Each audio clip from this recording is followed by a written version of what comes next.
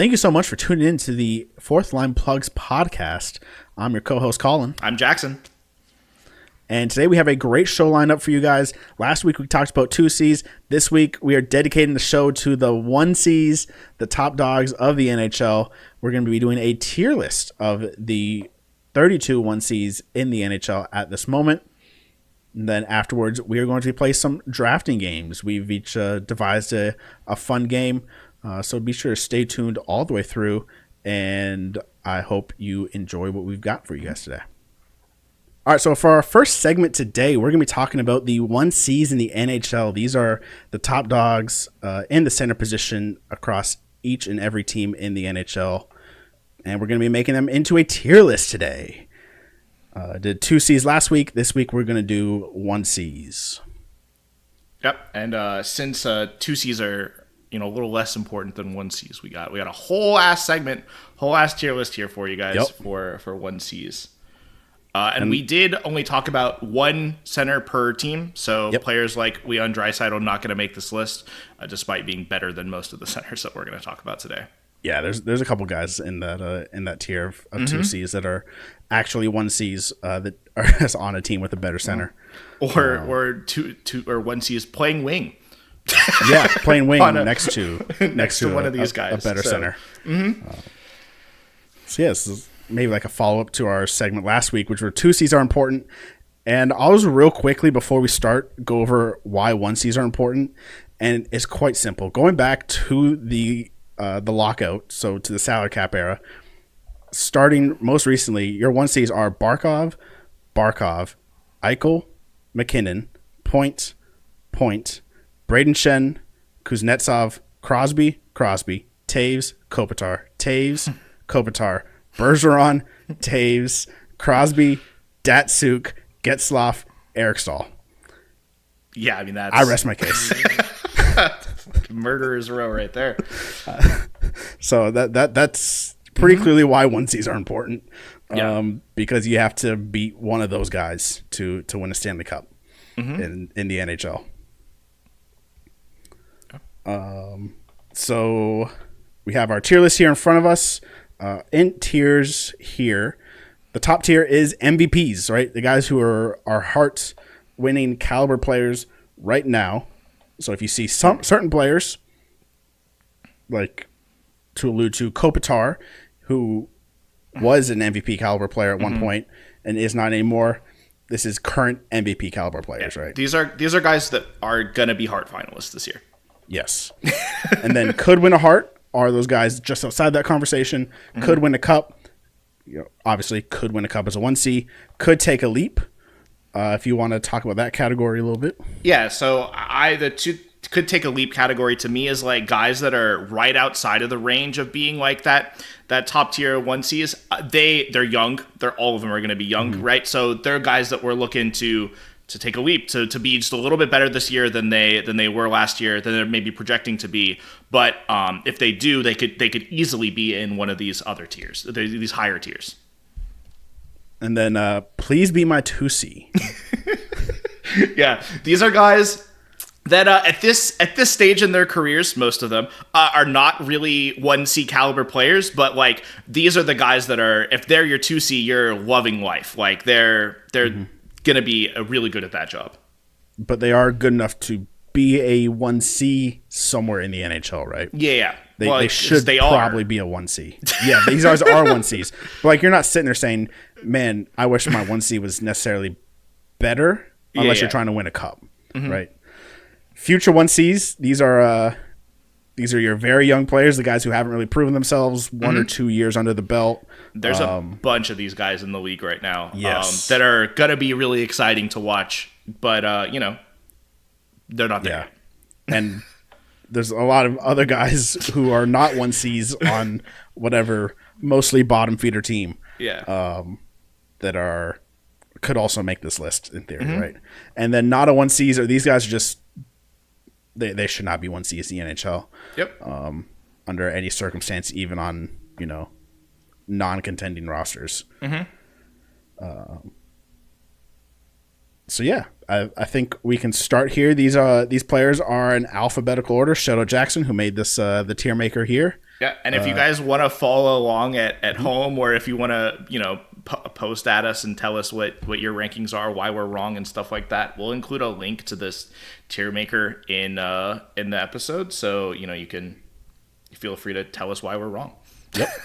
And these players are in order of first name alphabetical.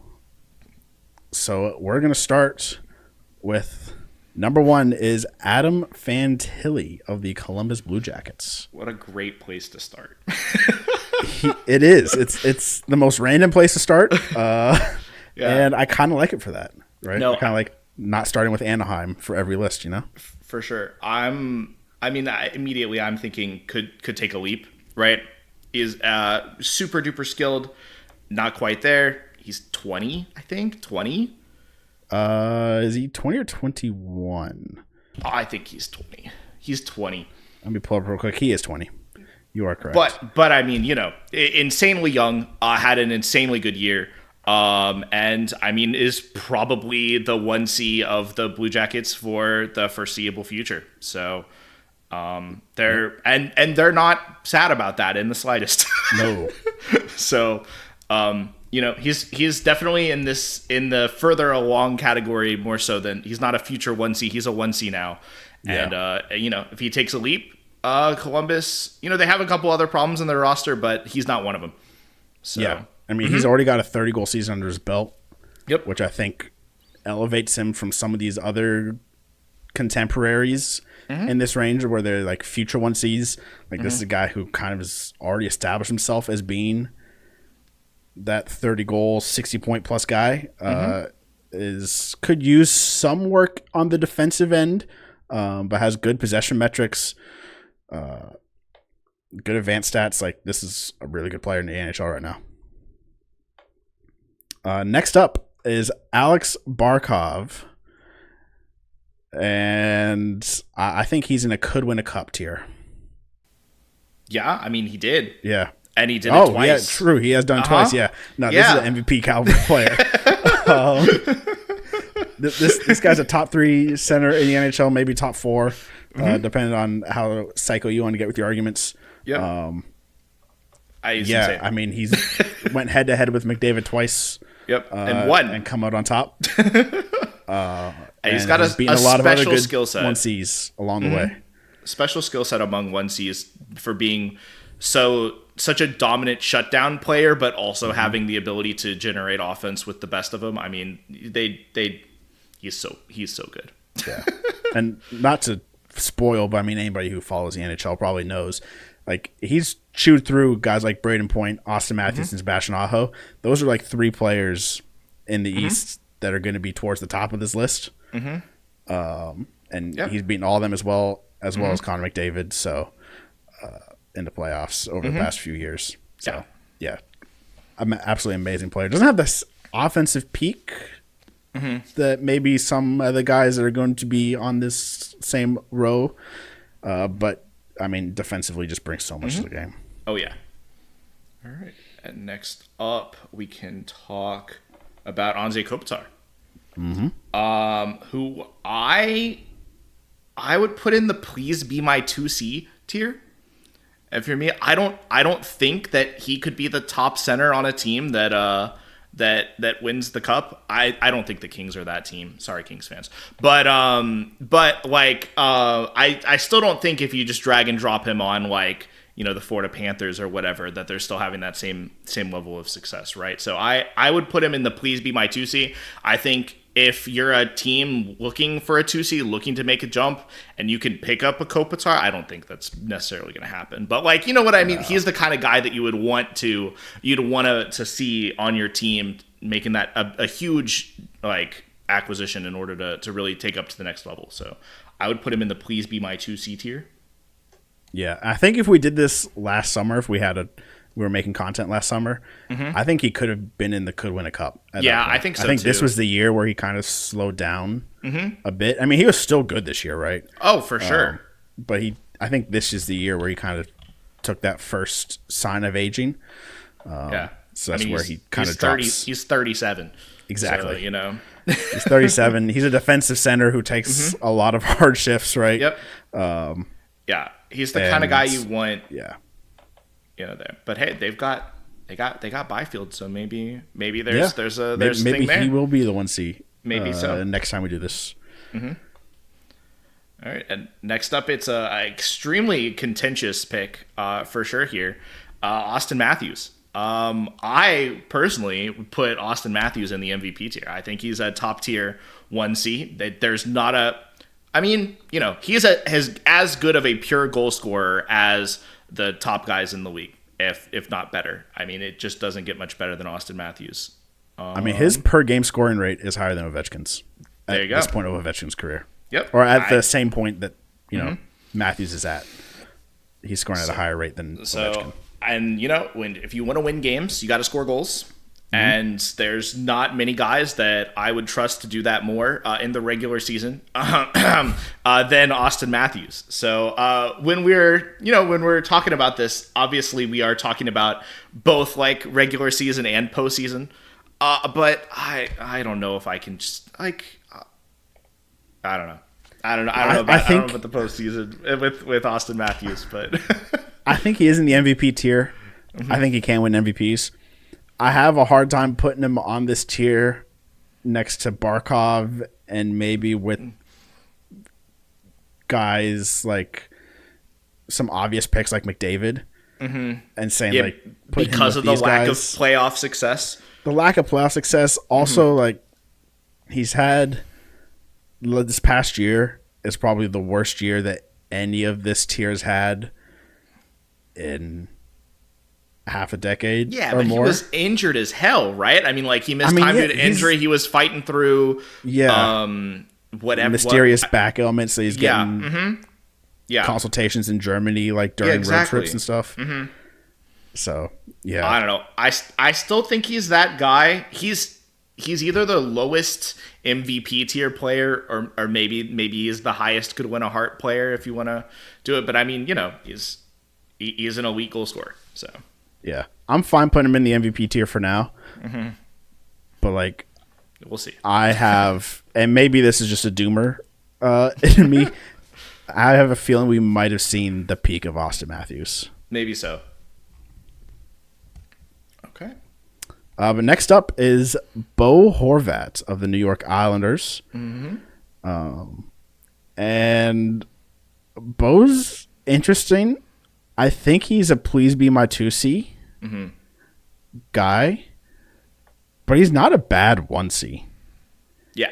He's just not a great 1C. I don't think the please be my 2C guys are bad 1Cs. I think they're just guys that don't quite have what it takes to lead a team to a cup as a 1C. Yeah. But they're guys that are obviously would be incredible contributors as a 2C. I think Bo falls right into that range. Yeah, I think he's like a perfect 2C in this league. You know? Pretty consistent, like 25 to 32 goal scorer. Yep. At this point, 33 2 years ago. So, yeah, I think he's somebody that they'd love to have as a 2C. And, yeah, pretty straightforward. Talk about Braden Point.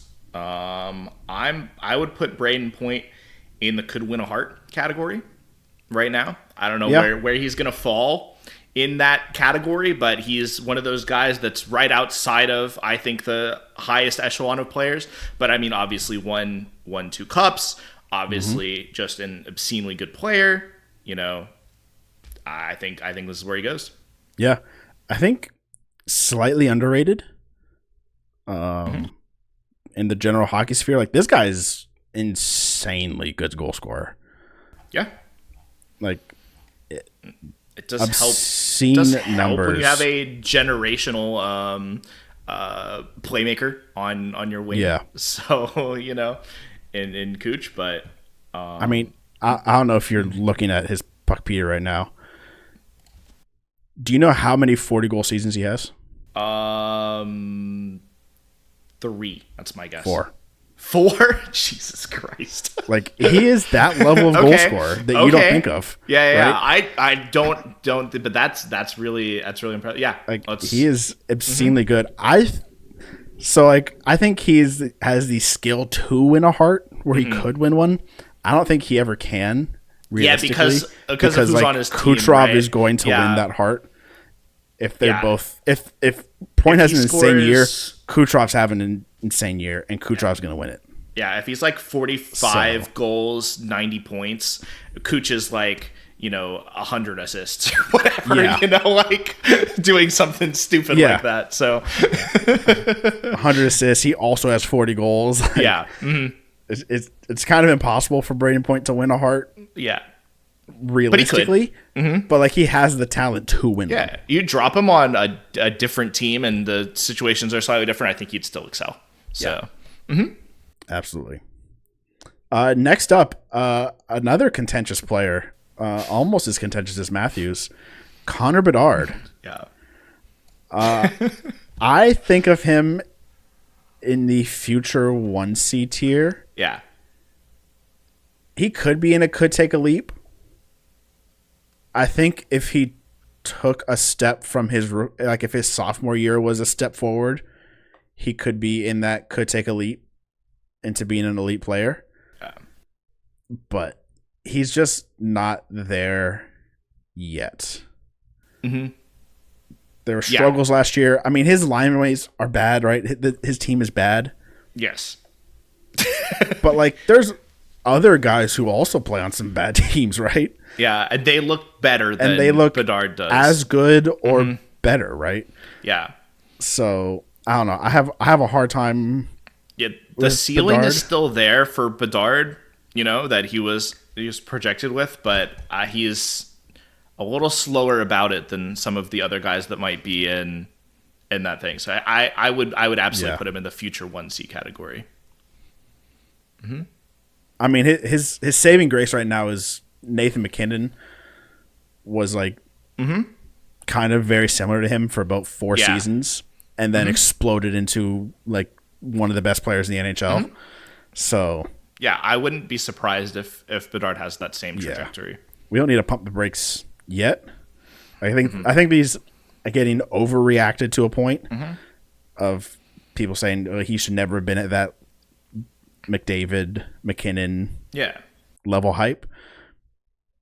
But I don't think that's like out of the question that he's not going to get there. Nathan McKinnon's a great comp to, righty shot. That's just like a goal scoring monster. Although McKinnon's like much bigger than him. Yeah, that is true. Like, McKinnon's like almost a power forward, right? That's fair. But we'll see. Yeah. The skill is there. Absolute skills there. And he should be getting better line mates. Maybe not this season. Soon, hopefully. Like, as soon as Nazar and Moore and Frondell and Slaggert can become like top 6 players. I mean, he could get some better line mates, or they just buy one, right? Right. They got so much money. I'm sure they'll buy one eventually. They'll spend it at some point. For sure. And speaking of Connors, I'm just gonna put Connor McDavid at the top of MVP tier. And do we need to say anything else? Are we good? I mean, there's a debate. Do we want to debate? Do we want to debate him versus Barkov? We can do that. I would pick McDavid personally. Because I don't necessarily know if you put Barkov on a terrible team that he's gonna like solo carry it the way McDavid kind of does. Yeah. I think it's easier to build a team around a generational offensive talent like McDavid that you can just rely on for, 120 points or whatever and just, doing everything than it is to build around a guy like Barkov, who still obviously has this great ceiling raising potential, right? As a, shutdown guy in addition to his offensive play. But I think I would put McDavid higher. I agree. Next up, Dylan Larkin.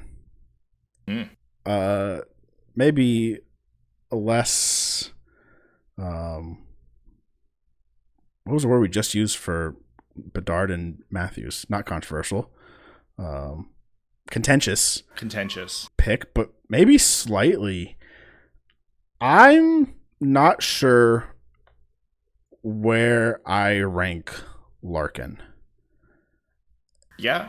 And I feel like I should be higher on him than I am. He is at least could win a cup. You'll agree with me there, right? He's at least in that tier? I honestly don't know. Okay. If he's in could win a cup or please be my 2C. Really? Because, like, Detroit hasn't been great. But they also haven't been terrible. Yeah, and he does have good line mates. And, like, is he appreciably better than Bo Horvat? I think he's slightly better. Yeah. But I don't know if he's definitively, like... He's got 4 straight 30-goal seasons. He does. Mm-hmm. We got 69, 79, 69, 70. And those are both those 69s are in where he played less than 82 games. So he was around a point per game for all of those seasons until this last season where he only scored 70 and 82. But yeah, still, I mean, you know, being almost a point per game for 3 seasons, 30 goal scorer. And then this last year, I wouldn't say that was a tremendous step back for him. Still a 30 goal scorer. I still think he could win a cup as a 1C. I'm fine with that. Mm-hmm. I'm fine with having him. I think he's towards the bottom of this list of could win a cup guys. That's reasonable. But I'm overall fine with it. Mm-hmm. And speaking of guys in that tier that are probably higher than Larkin, we can talk about Dylan Strome. I don't agree. You don't agree? You don't think Dylan Strome is a potential cup winning 1C? I don't. I think he is one of the weaker 1Cs in the NHL. I think you take him off of a line with Ovechkin, and this guy's he scored 20. He scored 29 goals last year. 29 goals, 53 assists. He's on point per game. Yeah, he's got good wide mates, but so do some of these other guys. You know. Yeah, he's not hitting 30. Like I don't know. Well, that's because he's not hitting 30 because Ovechkin has to hit his goal quota. You know, they're feeding Novi the puck so that he can become number 1. I don't know. He did. So, it is a bit of a jump that he took, right? Being a 25-ish goal scorer in the 60 to 70 point range to being an actual point per game player last year with the 30. So you could say maybe that was a bit of a not sustainable. Mm-hmm. You could say that, and you might not be wrong, but I mean I don't know. Maybe. I would like to make a case that he is a 1C and that you could win a cup with him as your 1C. I don't think he's better than Larkin. Okay. And I don't know if he's better than Horvat. You don't. Okay. Maybe I'm high on Horvat. Maybe so. I don't know. He's a tough. And I don't know if I'm taking him over Kopitar. But I think that's largely because of Kopitar's reputation and his past successes, right? But yeah, it's tough with a late bloomer like Strome, because if you asked me last year, beginning of last year, right, what tier he would be, and it'd easily be please be my 2C, right? Like that would be where he would be. But I mean, after the year that he had, it's hard to say. I don't know. We'll see. We'll see how the Capitals like crash and burn. I don't like the Capitals definitely overperformed last year relative to I think how good of a team that they are. A little bit, yeah. They're still a good team, but I think they had overall were overperforming. Especially like Logan Thompson. But The The goalie's video. We're throwing hands in the goalie's video. We will be, but I don't know. I'm fine putting him in the bottom of a could win a cup tier. Sure, we'll put him below Larkin. I think below Larkin. We'll put him below Larkin in the could win a cup tier. Certainly. So the Capitals probably weren't gonna. Obviously, they didn't win a cup last year. But like, if the Capitals had won a cup last year, it would have been surprising. But it wouldn't have been like, you know what I mean? Like, I don't know. It was possible, right? I don't think anyone had them as favorites, right? But they could have come out of the East. They weren't getting through Florida, but like it's possible, right? Like they could have. I don't know. Maybe. As borderline for sure. It's borderline. Yeah. Mm-hmm. Yeah. I don't know. Maybe I'm too harsh on him because he is a good defensive center as well. Mm-hmm. Yeah, but maybe that's I don't know. If he's your 2C, you're in heaven for sure. But but I think he could do it himself. And I know that there's players that you're gonna rank higher. That you're going to put in the could win a cup tier that I think are weaker offensively than Dylan Strome. I think so. We'll see. One of those guys next up, Elias Lindholm, of Boston. Yeah, this is a hard. No, I'm kidding. Elias Lindholm is please be my 2C. I think. I don't know. Is he even a 2C? Is he even a 2C? He probably isn't. He is a 2C, but he's not a please be my 2C. You're not begging him to be your 2C. I think you're like, if he's your 2C, you're like content. You're probably not looking to upgrade, but you're not like, oh my God, I need him right now to be my 2C on my team. The way you are with like Kopitar or Horvat, he's worse than both of those guys by quite a bit, I would say. Yes. I think so. Mm-hmm. Maybe he is just in the not a 1C tier. Yeah. But like, he was Calgary's 2C for quite a while. Right. And I think they were pretty happy with that. Yeah, it was good. But also, that was like the last time that happened was in 2021, 2022, where he was a point per game player.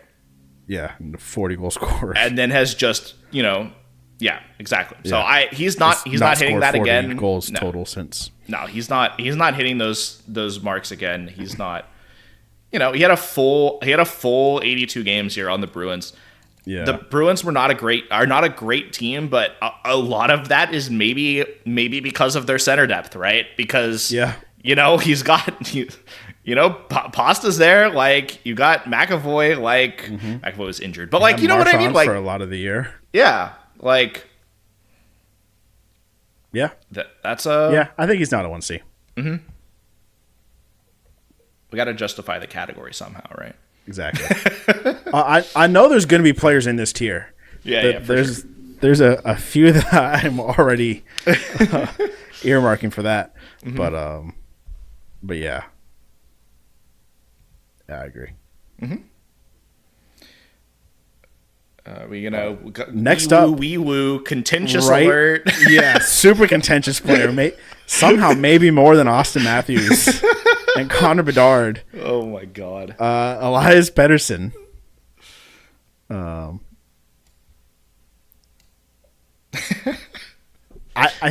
think you can make an argument for almost any tier here. Maybe not MVP. You could not make an argument for MVP, but you could make an argument for any other tier, I think. So it depends on what you think happened last year. Mm-hmm. Was it a down year for Pettersson? And like just everything on that entire team went wrong? Mm-hmm. Or was he specifically a problem and driving force of the problem that Vancouver was last year. Yeah. And both can be true, right? And exactly. And we don't truly know. Mm-hmm. I want to give him the benefit of the doubt. I think he's in a could win a cup tier. Yeah. Maybe. I might put him in the could take a leap year, but like maybe that's a bad use of that tier. But like is a guy that scored 102 points 2 years ago. You're right. That's a bad use of that. And 89 points the year after. Like I don't. I'll put him in. I'll put him in. Could win a cup tier. There's a world. It's not this world, but there's a world where the Vancouver Canucks are a better team, and he could win a cup with them. You know, and certainly if he gets back to the form that he was in the last 2 years.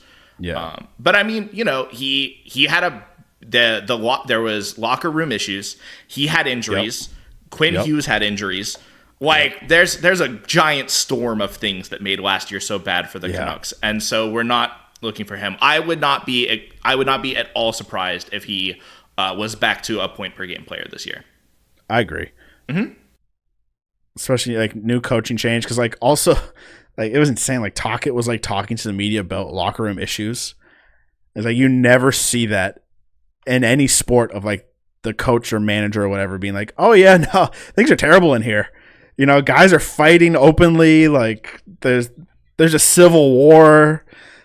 You know, players are taking sides. Like you never hear coaches address that publicly mid-season. Maybe after season, after some guys get traded, they're like, yeah, you know, they open a little bit up. But yeah, it's just an overall horrible environment. I think so. I think above Strome for sure. I don't know. I mean, if we delete last year, then I think he is above Larkin. I'm fine with that.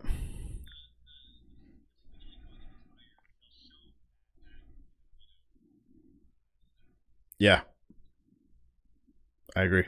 Next up, Jack Eichel of the Vegas Golden Knights. Could win a Hart. Could win a Hart. I would agree with that. He is in that top tier players, better than Pettersson, Larkin, Strome. I'd put him below Braden Point. I like Braden Point better. There's an argument. There's an argument to be made that he's better, but I don't know. I actually don't think so. I don't think there is an argument. You don't think so? I think Point is a far better defensive player. That's definitely true. Than Eichel. And offensively, about as good. I think a little bit better. Eichel has a lot of injuries, so it's kind of hard to compare their stats like at face value. We're trying not to talk. We're assuming each one of these players is playing 82, which is certainly not going to be the case. Yeah. But I think Point has more offensive and defensive to his game than Eichel does. Yeah, he's a better goal scorer. He's a better goal scorer. He's a better defensive player. So I think yeah. Although if you put Kucherov with Eichel, like what could happen? You know, maybe Eichel drops 50. It's possible if he plays with Kucherov. I mean, Eichel's like a very good goal scorer, but like his career high is 36. Again, injured a lot, but yeah, he only played 68 games that 36 year. So yeah, but his career high in games played is 77. We'd love, and which he did last year. So we'd love to get another healthy year from Jack Eichel. That would be great for the game of hockey. It would be. Speaking of often injured Jacks, who are great for the game of hockey. Yeah, it was great for the game of hockey. Jack Hughes. Oh, I love Jack Hughes. Jack Hughes could win MVP. Yeah, in you want to put debatably him in, could win a Hart, like top of could win a Hart. I don't know if I can put him above Braden Point. You don't. I would put him above Braden Point. I think just because Braden Point brings that two-way game, and again is a very good goal scorer. But Jack Hughes, I love Jack Hughes. I think Jack Hughes he's everything that people thought Zegras was going to do. Mm-hmm. Of just being like a human highlight reel machine. Yeah. Like Jack Hughes is probably outside of McDavid the most exciting of these guys to watch on a game-to-game basis. Yeah. Right. But I don't know if I can put him above Braden Point. Okay. We can put him below Braden Point, but above Eichel. Put him above Eichel. I put him above Eichel. Yeah. I really want Jack Hughes to stay healthy. Oh God, do I want a full season of Jack Hughes hockey? That would be fantastic. Stop making me picking the Devils as like a top team in the East look so bad. If you could just stay healthy, Jack. Yep. And everybody else on the Devils. Get the Devils new new training staff. I don't know. Maybe. But, I don't know. Maybe not calling yourself the Devils might you're saying they're might help avoiding curses. Fighting curses. All right. Let's talk I'll leave this up to you. It's one of your favorite players right here. Oh, for Joel Eriksson Ek? Yeah. I love Joel Eriksson Ek, but this guy is not a 1C. He's not in the not a 1C tier. He's in the please be my 2C tier. He's the top player in the please be my 2C tier. He would be the best 2C in the league. I mean, like, he is obscene. He's got such a great two-way play. His offensive potential and his stuff is being severely boosted by playing with two of the best wingers in the NHL, right? In Kaprizov and Boldy. His offense would not be as sustainable on another team. But hey, maybe with Kucherov, he's Braden Point. No, I don't think so. But no, I don't think he's that high. I don't think he's that high. But he would be like he would be Dylan Larkin. Mm-hmm. You know? Yeah, could be. So, but I think he is would be the best 2C basically at like the traditional like 2C role of being like two-way 5v5 player.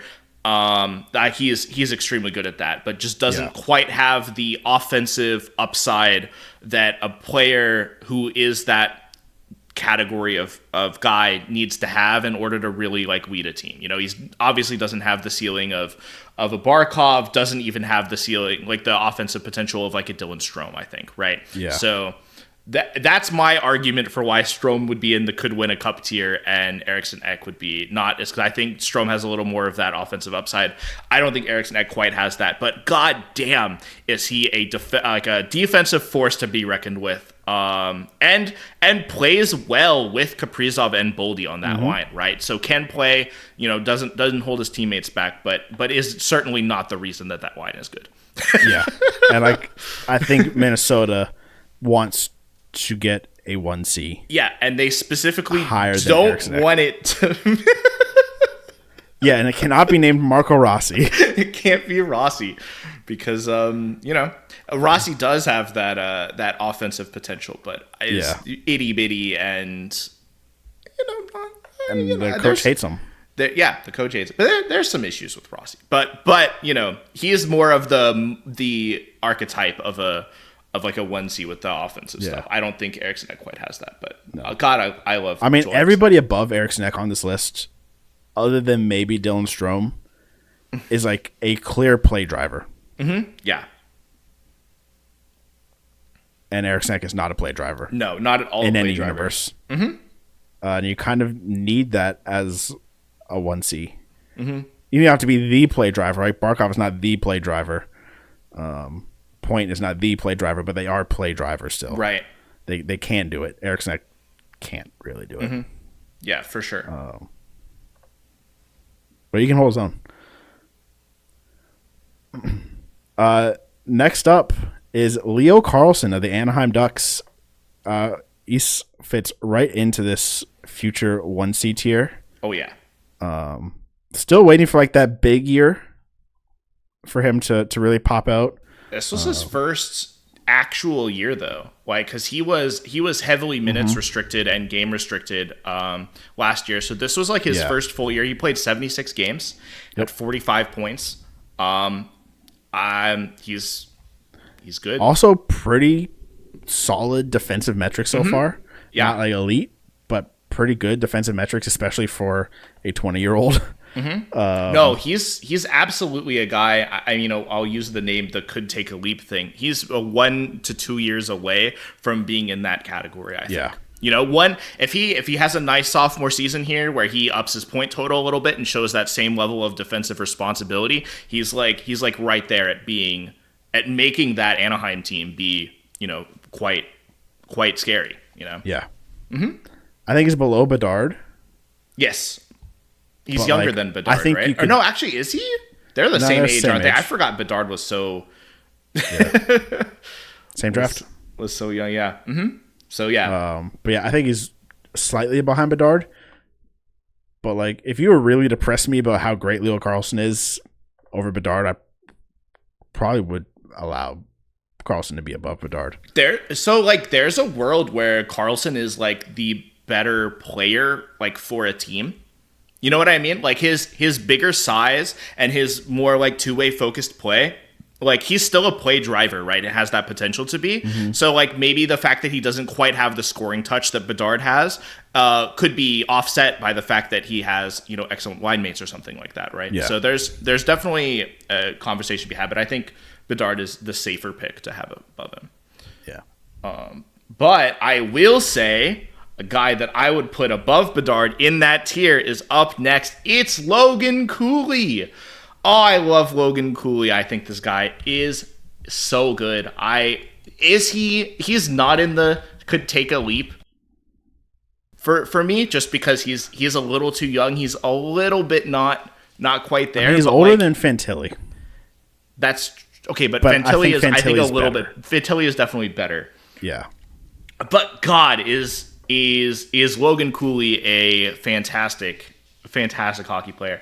He's gonna be a big reason why I think that the Utah Mammoth are, first of all, a big reason that they're so exciting to watch. All these young players on the team, they're a crazy fun team to watch. But he is primed and ready to be their 1C. Yep. So he's got good line mates. Some of the other future 1Cs have some god awful line mates. Logan Cooley having Clayton Keller and Dylan Guenther, I think, is his right wing. So two guys that are like super duper skilled and stuff like that. I think that's just gonna boost his progression. Yeah. I think he's this year probably not a point per game player, not in that thing, but like he's a year away, then this could be the year. So I love Logan Cooley. I love him here and the top of the future 1C tier. Yeah, I think he's so far proven himself a little more than Bedard and Carlsson. Yeah. Not a ton more, but I agree. I think he is at the top of this future 1C, and I think he is really exciting. And is part of that Mammoth group that I think is going to make them dangerous for quite a while. Oh, yeah. That's a scary forward group. Slotting in right into this row, we got them all right here together. Macklin Celebrini, who I think goes above Bedard behind Cooley. That's where I'd put him. He's right there with Bedard. It's crazy that last year was his rookie year because it really didn't look like it. Yeah. The way that he was playing, the way that he was able to step in and like understand NHL hockey was extremely elite, I would say. He's a guy that looks like he knows what he's doing for how young he is. So maybe that boosts him a little bit. He's in a similar spot, like progression wise, to Bedard, where he's on a team that isn't very good. Yeah. and isn't quite ready. Yeah. Line mates actually his line mates are decent, depending on the game, because they played Will Smith on his line sometimes and then had Will Smith as a 2C. Sure. So, like, still, there were portions of the year where he was playing with Eklund and Toffoli or Smith and Toffoli. those are solid players, but not quite better than anything Bedard played with. That's 100%, 100%. So, I'm down to put him. I'm down to put him above honestly, Bedard. I think he could be better than Cooley already because of his two-way game. Maybe, but I don't know. I'm fine having him behind Cooley. Mm-hmm. But I think because he was honestly one of the analytically better defensive forwards and possession forwards of San Jose. Mm-hmm. But San Jose also was god awful at those things. So it's hard to judge these guys in a vacuum, especially like this tier of guys, because the situations that they're in are different. They're all fairly similarly aged, I guess, but like, you know, they're there. I'd put them above Bedard. I like the thing we made a case for Carlson and Bedard, right? Mm-hmm. To say like I think you easily have that with Celebrini. I think the two-way game is even more proven, and the ceiling seems to be like right there, and also he's a year younger. So being this good this early in his progression, you know, is crazy. So I mean, with these four plus Fantilli, he had the best rookie season of any of these guys. Mm-hmm. Yep. Yeah, he's a year younger than all of these guys that we're comparing him to, and that's absurd. So like, it's honestly absurd. All these guys took a step. Mm-hmm. Bedard, a little debatably, whether he took a step or a half step. Fantilli took like a step and a half. Mm-hmm. I mean, if Celebrini's starting off better than all five of them, like what does he look like in 2 or 3 years, right? Yeah. Could be crazy. Mm-hmm. Yeah, for sure. To break up this train of first, second, and third year players, we got Mark Scheifele. Yeah. Who for me is at the bottom of could win a Hart or top of could win a cup.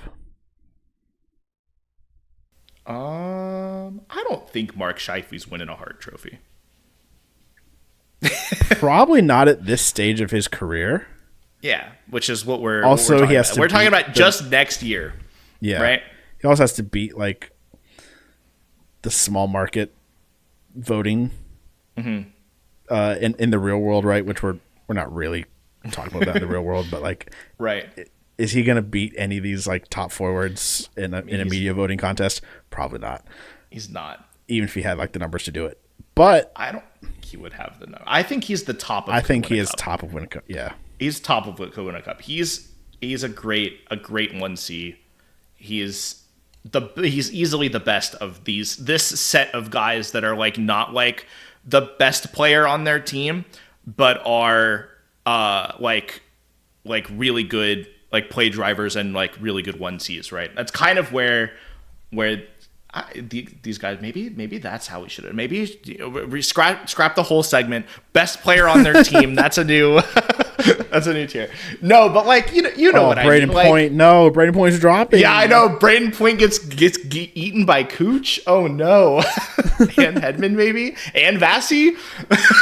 Oh no. No, but I mean, you know, Mark Scheifele's really good. Yeah. Mm-hmm. Okay. Is he definitively worse than Jack Eichel?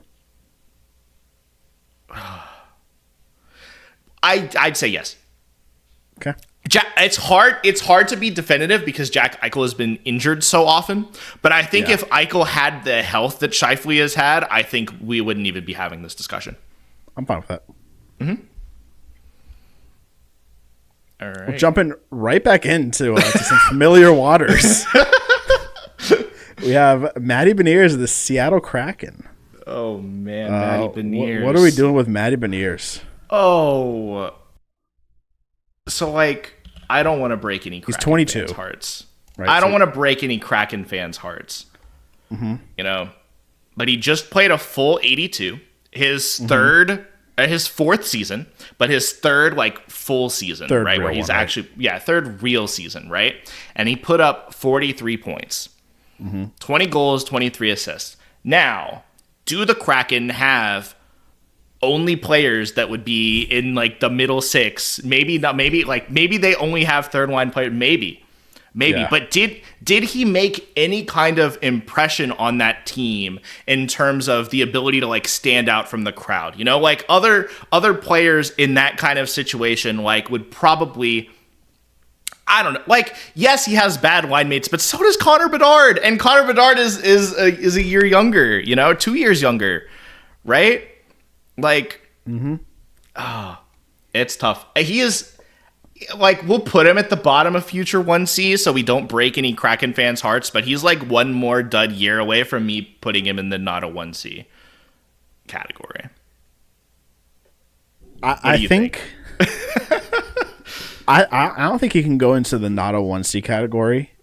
I think he's pretty close to graduating out of this future 1C tier. Yeah. Like, he's 2 years tops. Sure, and then you could put him in the please be my 2C category at that point. His trajectory is. Because, like, his defensive game did get better this year. Yeah. And analytically, his defensive game was actually really nice. So he could become that guy who's, due to his draft pedigree, is kind of always given the 1C opportunities. Right. And is really a 2C until Berkeley Catton or Jake O'Brien come in and take it from him. Or Shane Wright, who had a good... Or Shane Wright, or, you know, he gets moved, right, so they can acquire more middle six wingers. Yeah. But yeah, I think I'd have him lower than Leo Carlson.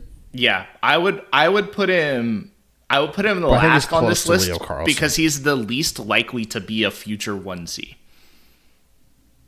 You know? Yeah. Like, because I agree with you about where his trajectory is probably going. He could be, and you know, the Kraken could be ecstatic. I mean, they have so many good forward prospects, right? So, like, you know, if he is just a 2C and he's just an elite 2C, like, those are good players to have, right? Like that two-way, we talked about that before, right? But that two-way presence is definitely important. So, I mean, if he's Joel Eriksson-Ek and one of Cat and O'Brien or Shane Wright are like in that could win a cup 1C tier, like they're super happy.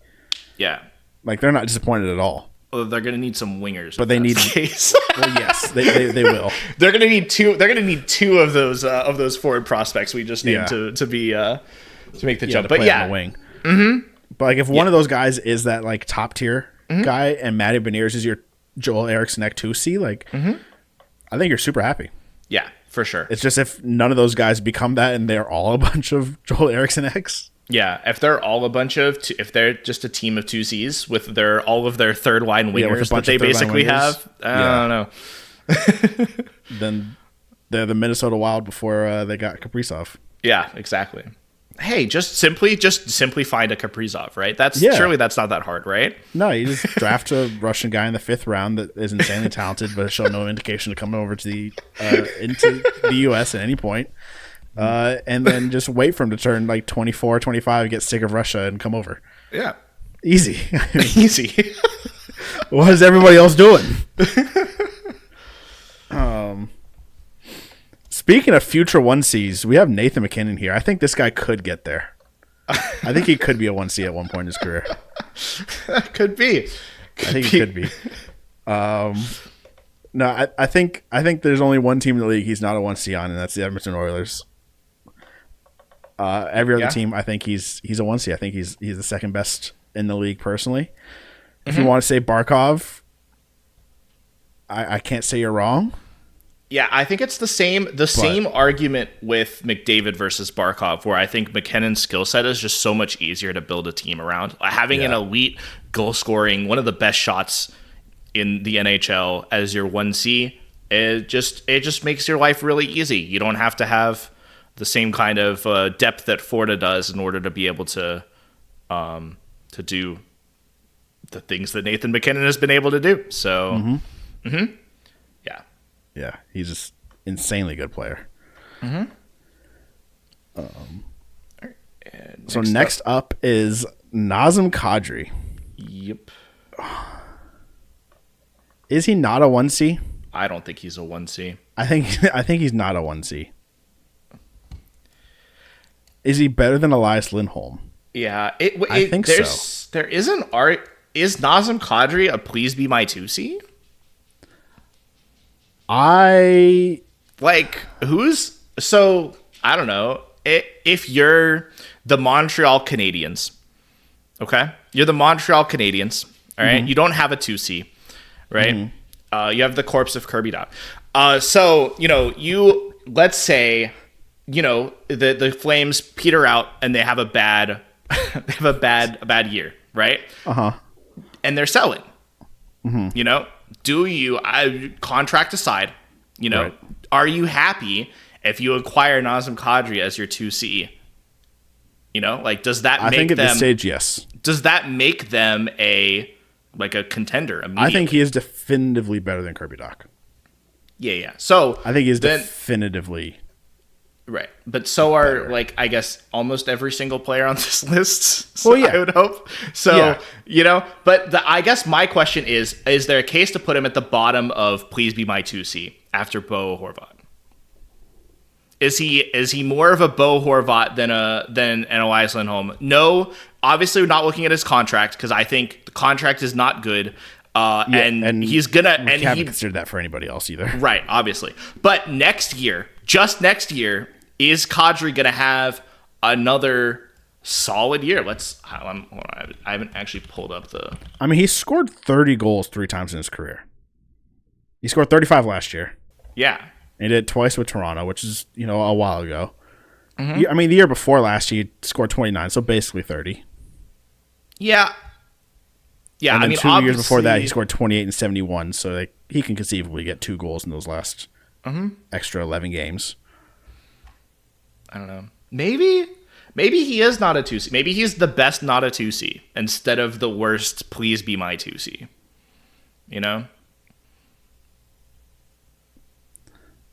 I don't think you want Nazem Kadri as your 1C. Yeah, stay tuned for the 2C episode where we will just put Nazem Kadri in that episode too, and we'll see. I mean, if we're putting Nazem in the 2C video, we should probably put Leon in this one. No, because then that lets us have the Leon Draisaitl tier in the 2C episode where it's just him, and then we'll have 3 more tiers that are empty, and then we can put actual 2C players. So, well, also Malkin is going in that Leon Draisaitl tier. Malkin is going in the not a 2C tier. I'm sorry, but. Stay tuned for our 2016 2C tier list. Yeah, we're going back in time to 2016. Back time, yeah. Where Malkin will be at the top of the 2C tier list by gap. Yeah. I'm comfortable putting him in not a 1C, and we'll see. Not a 1C. We'll see because I don't think his game is going to age particularly well. So I just think he's more of a... As the skating goes down, I think that he's just not going to be as good. So I think, yeah, we could see him have a worse year this year than he did last year. And if he does, then he's easily qualified in the not a 1C category, I think, right next to Lindholm. Yeah. Also, and this is kind of maybe not fair, but as a Toronto fan, you do not want Nazem Kadri to be the crux of your center depth, because odds are he catches a suspension in the playoffs in a terrible time. Did it with Toronto multiple times, did it with Colorado, and if that's your guy, but hey, then that's a big blow. We did feature him in the 2C episode, but that was years ago. So yeah.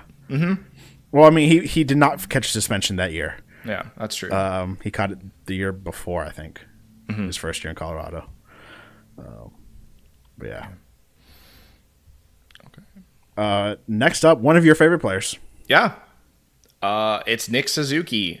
I love Nick Suzuki. I'm gonna immediately put him in the could win a Hart tier. I don't argue with me. God, Nick Suzuki is a guy who has that two-way aspect to his game, and had an awesome year. Finally, justify like 89 points last year after 77 the year before that. Right? He is, I think, the real deal when it comes to those two-way 1Cs that can absolutely do it. He's finally got some good young wingers on his side. But he is the play driver. He is the playmaker. He is the defensive menace. He does everything for the Canadians, and he's a guy that, there's not very many teams that he wouldn't be the 1C on. I'm gonna make an argument to put him above Jack Eichel and below Jack Hughes. I will split up the Jacks. That might be a little crazy. And you can stop me if you think I'm crazy, but I don't know. I just like Nick Suzuki. I think he's going to do it again next year. I think he's going to have more than 90 points this year if he's healthy. I think he's got more than 90 points. I think he's going to be crazy. I think he's a guy who could get Selke votes. Probably not with the way that the Panthers work, but if the Panthers didn't exist, he's a guy that could, right? And then he'll get votes. Yeah, for sure. He won't win. Yeah, won't win it. But and I think he's a guy that's gonna do that. I think he could win a heart. I think he is the most important piece of the Montreal Canadiens, and I think they're a good team. I think they're gonna be a really good team next year. So if that doesn't make him, a candidate, I don't know what does. Okay. Now rein me back in. I have a couple questions. Is he definitively better than Mark Scheifele? I think so. I think he's a better two-way player than Scheifele is. And I think he shows the same kind of offensive thing. I think he has worse line mates than Mark Scheifele.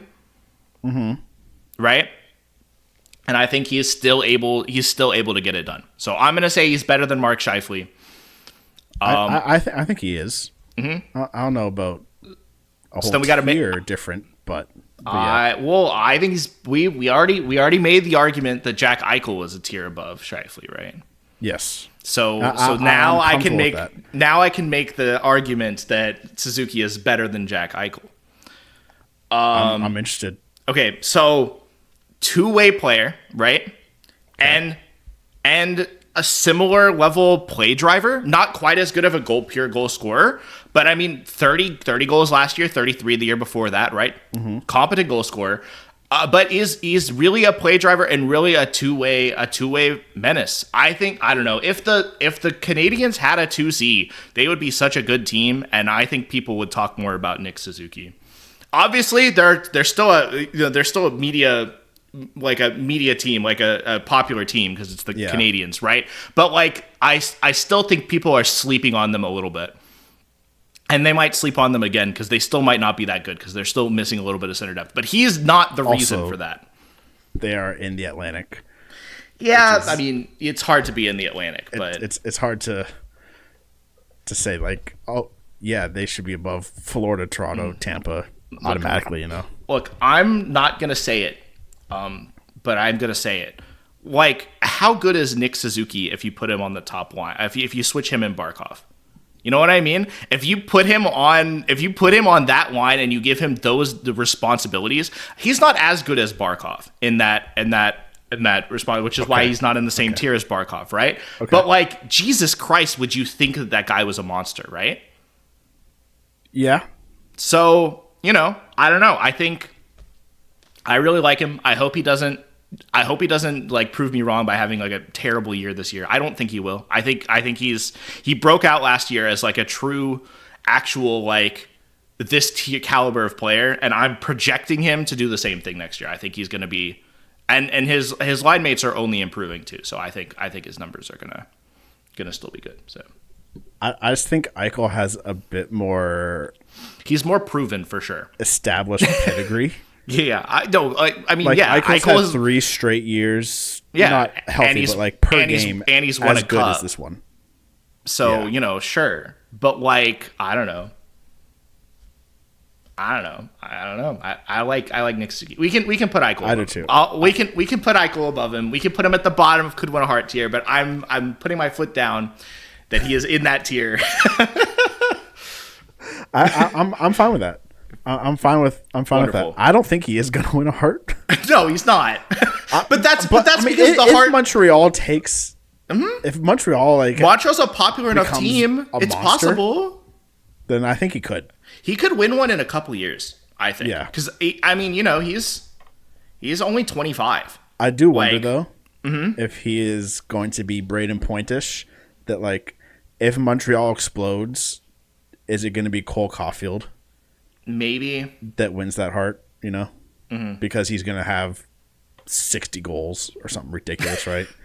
But why does he have 60 goals? It's because Nick Suzuki. It's because of Nick Suzuki. Why can you field an offensively talented enough like a Cole Caulfield, and have him play hard minutes? It's because of Nick Suzuki, because he's got the two-way game to be able to just be that guy. I don't know. Yeah. Next up is, I think, quite possibly the most underrated player on this list. Maybe not underrated, maybe underappreciated. Is Robert Thomas of the St. Louis Blues. We're gonna appreciate him properly, right?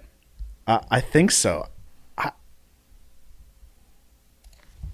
I don't know if he could win a cup or could take a leap.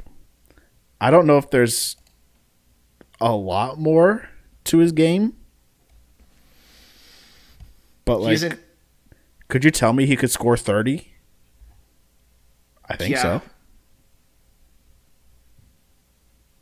I think he could score 30.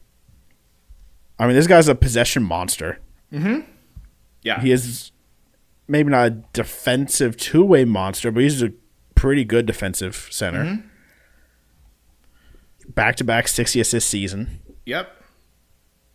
I mean, he's kind of the 26 goals as a peak is a little lower than you'd like, right? You'd like a guy who scratches 30. But I'll be honest with you, I think he's better than Dylan Strome. I agree with you. I think you put him on Washington, you put him with Ovi. Not that Kyrie's bad, right, as a winger, but you put him with Ovi. I mean, I think he's better than Dylan Larkin. I'd put him above Larkin too. I'm fine with that. I'd put him above Larkin too. I think he's better than Elias Pettersson. It depends on what Elias Pettersson we're talking about. I know, right? Elias Pettersson freaking ruined all of our... Pettersson 2 years ago is like Thomas's peak. Yeah. All of these guys in this tier, I think, are relatively consistent. You kind of know what they are, except for Pettersson, which is why he's so tough to place, I think, in this tier. But a couple years ago, Pettersson is a tier higher. That's true. Yeah. For sure. A couple years ago, he's in the could win a Hart tier. In fact, before this year, I would have put him in that tier. Yeah. So, okay, we can put Thomas below Pettersson. But I don't know that that's right. I don't know that the Canucks with Robert Thomas aren't a better team. You know what I mean? It's possible. Well, okay. In a straight swap. Yeah. Debatable. Yeah. I don't know. He's regardless of the fact, I think he's the exact kind of center that would be really good with Quinn Hughes. Which is to say any center, because it's Quinn Hughes. But you know what I mean? He's that kind of player. But yeah, I don't know. It's a tough one. Elias Pettersson probably has a little bit of a higher ceiling at this point in his career. We've seen him have that higher ceiling as recently as last year, right? So, I don't know if he has a higher ceiling, but he has a higher peak. Sure. He might have a slightly higher ceiling. Maybe. I don't know. I think this is pretty much who Robert Thomas is at this point. I think he is a about a point per. He's a point per game or higher player. He had actually only played 70 games, so he's a better than point per game player who's not a fantastic goal scorer, but is a very good offensive play driver. Yeah. Mm-hmm. And has a good defensive game. Right. Mm-hmm. Not great, but good. Mm-hmm. I don't know. He's definitely he's worse. He's not as good as Mark Scheifele. We'll say Scheifele's better. But him versus Pettersson is just it's a question of I don't know. I think I want to put him above. I want to put him above. I want to put him below Pettersson this year. And next year depends. Like if Pettersson continues either flat or continues a downward trajectory, then Thomas passes him. Look, we're trying to make predictions here. I'm trying to make predictions here, Colin, you know. I think Pettersson is going to bounce back. I think Robert Thomas will have a better year.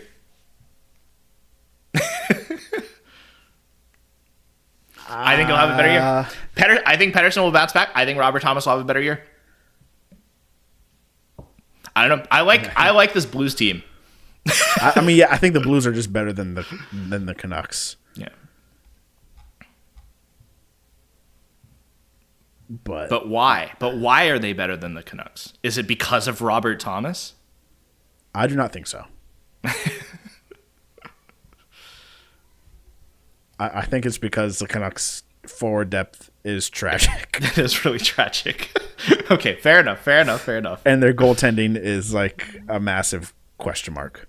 Which I mean, Columbus's goaltending is also not the most consistent, or not Columbus, St. Louis's. Mm-hmm. Yeah. But I don't know. I'll put Thomas above Pettersson. Woo! Let's go. But I think you were just talking about how he's underappreciated. You know, I mean, let's appreciate him a little bit here. I don't know. Now I'm almost thinking we're maybe overhating Pettersson now. No, we're. I mean, he's just an inconsistent player. You know. He had a bad year, and I don't think he's going to be 100 point per game. Or he's not. I don't think he's going to have a 100 point season next year. I think he'll have 80 something. I think he'll have 80 something. You know, and I think Robert Thomas plays all of them. Could have a 90 plus point season. Could have 30 goals. You know, I think he's got a better two-way game than Pettersson does. I mean, Pettersson's two-way game is pretty good. It is pretty good. Okay. Pretty good. Was pretty good. Yeah. It was terrible last year. Was pretty good. Yeah. I don't know. We'll see. Yeah. We'll see. It'll depend a lot on the trajectory of Pettersson, but I think they're very close. Yeah. Like, I do not think you could fit a player in the NHL between them. Well, I'm going to make an argument with our next player. And I know you're going to disagree. Yep. So let's get into it. You want to lead in? This is your guy. Next up is Rope Hintz of the Dallas Stars. I think Rope Hintz is better than both of them.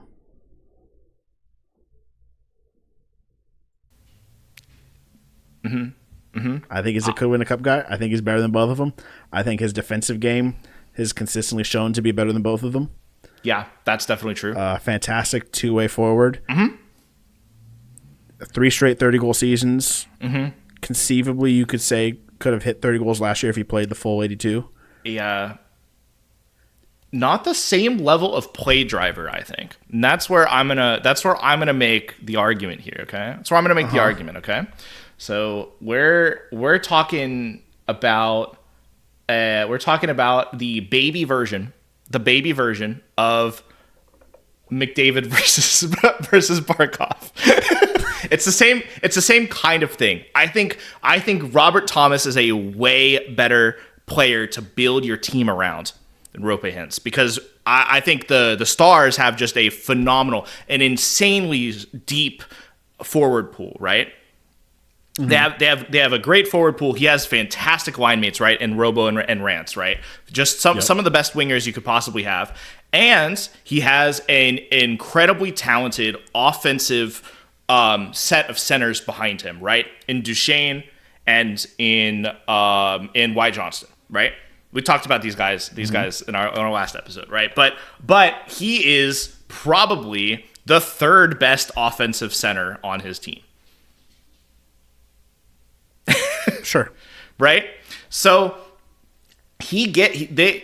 there's so much value in a player like this, right? We love our two-way guys. But I don't think he has that play driving, that playmaking, right? He's a competent goal scorer. Yeah, he's a good finisher, right? But he doesn't have the same level of setting up other guys that some of these other players do. And so while he's definitely a much stronger two-way player than Robert Thomas is, I think the level of skill here is relatively similar, and I think Robert Thomas is the easier player to build around.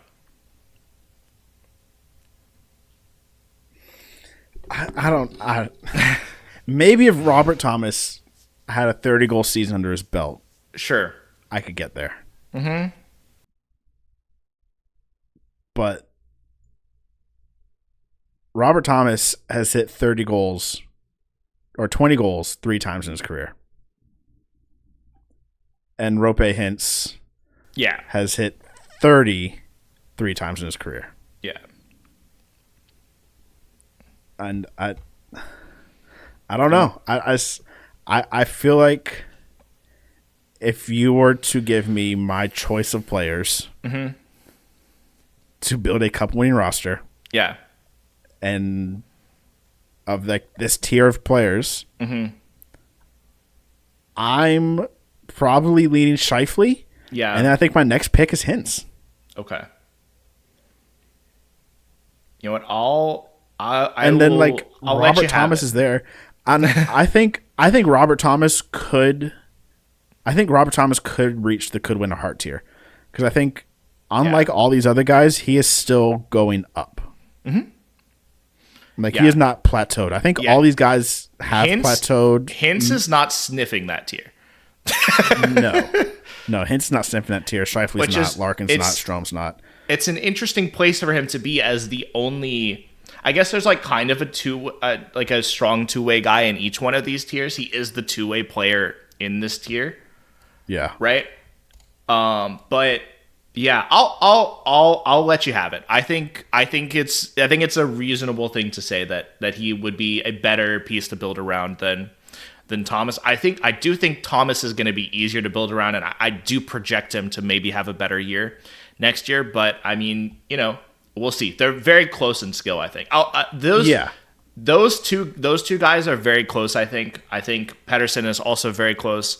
I think Larkin's pretty close there too, Larkin maybe on the downward trend a little bit, in terms of where he's going, but he's still right there. So I like this tier is what I'm trying to say. I like this. I think these guys are all in the same tier. Scheifele is easily the top of them, and then there's a jumbled mess of guys after there, and but I think they could all win a cup. There. And then Strom's there,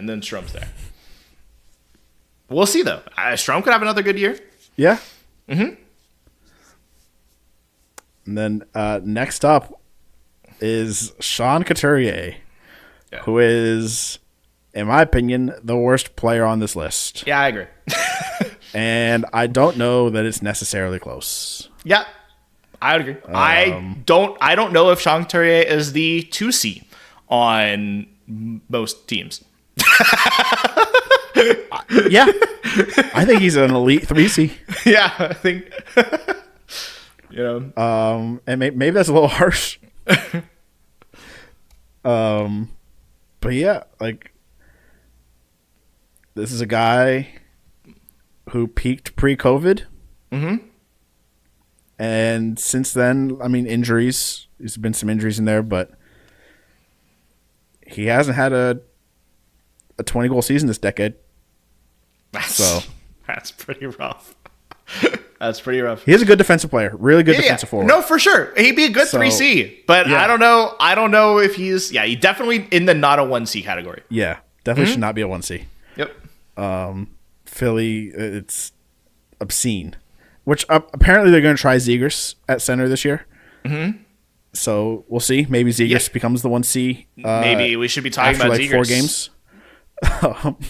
I don't know if I'd put Zegras in anything other than the not. I think Zegras is a winger. He's probably a top 6 winger. He might not be a first line winger. But yeah, he might not be a first line winger. We'll see. Next up, another one of your favorites. Oh yeah, another two-way guy that I'm gonna throw immediately into the could win a heart tier. Yeah, Sebastian Aho. Mm-hmm. Seb Aho.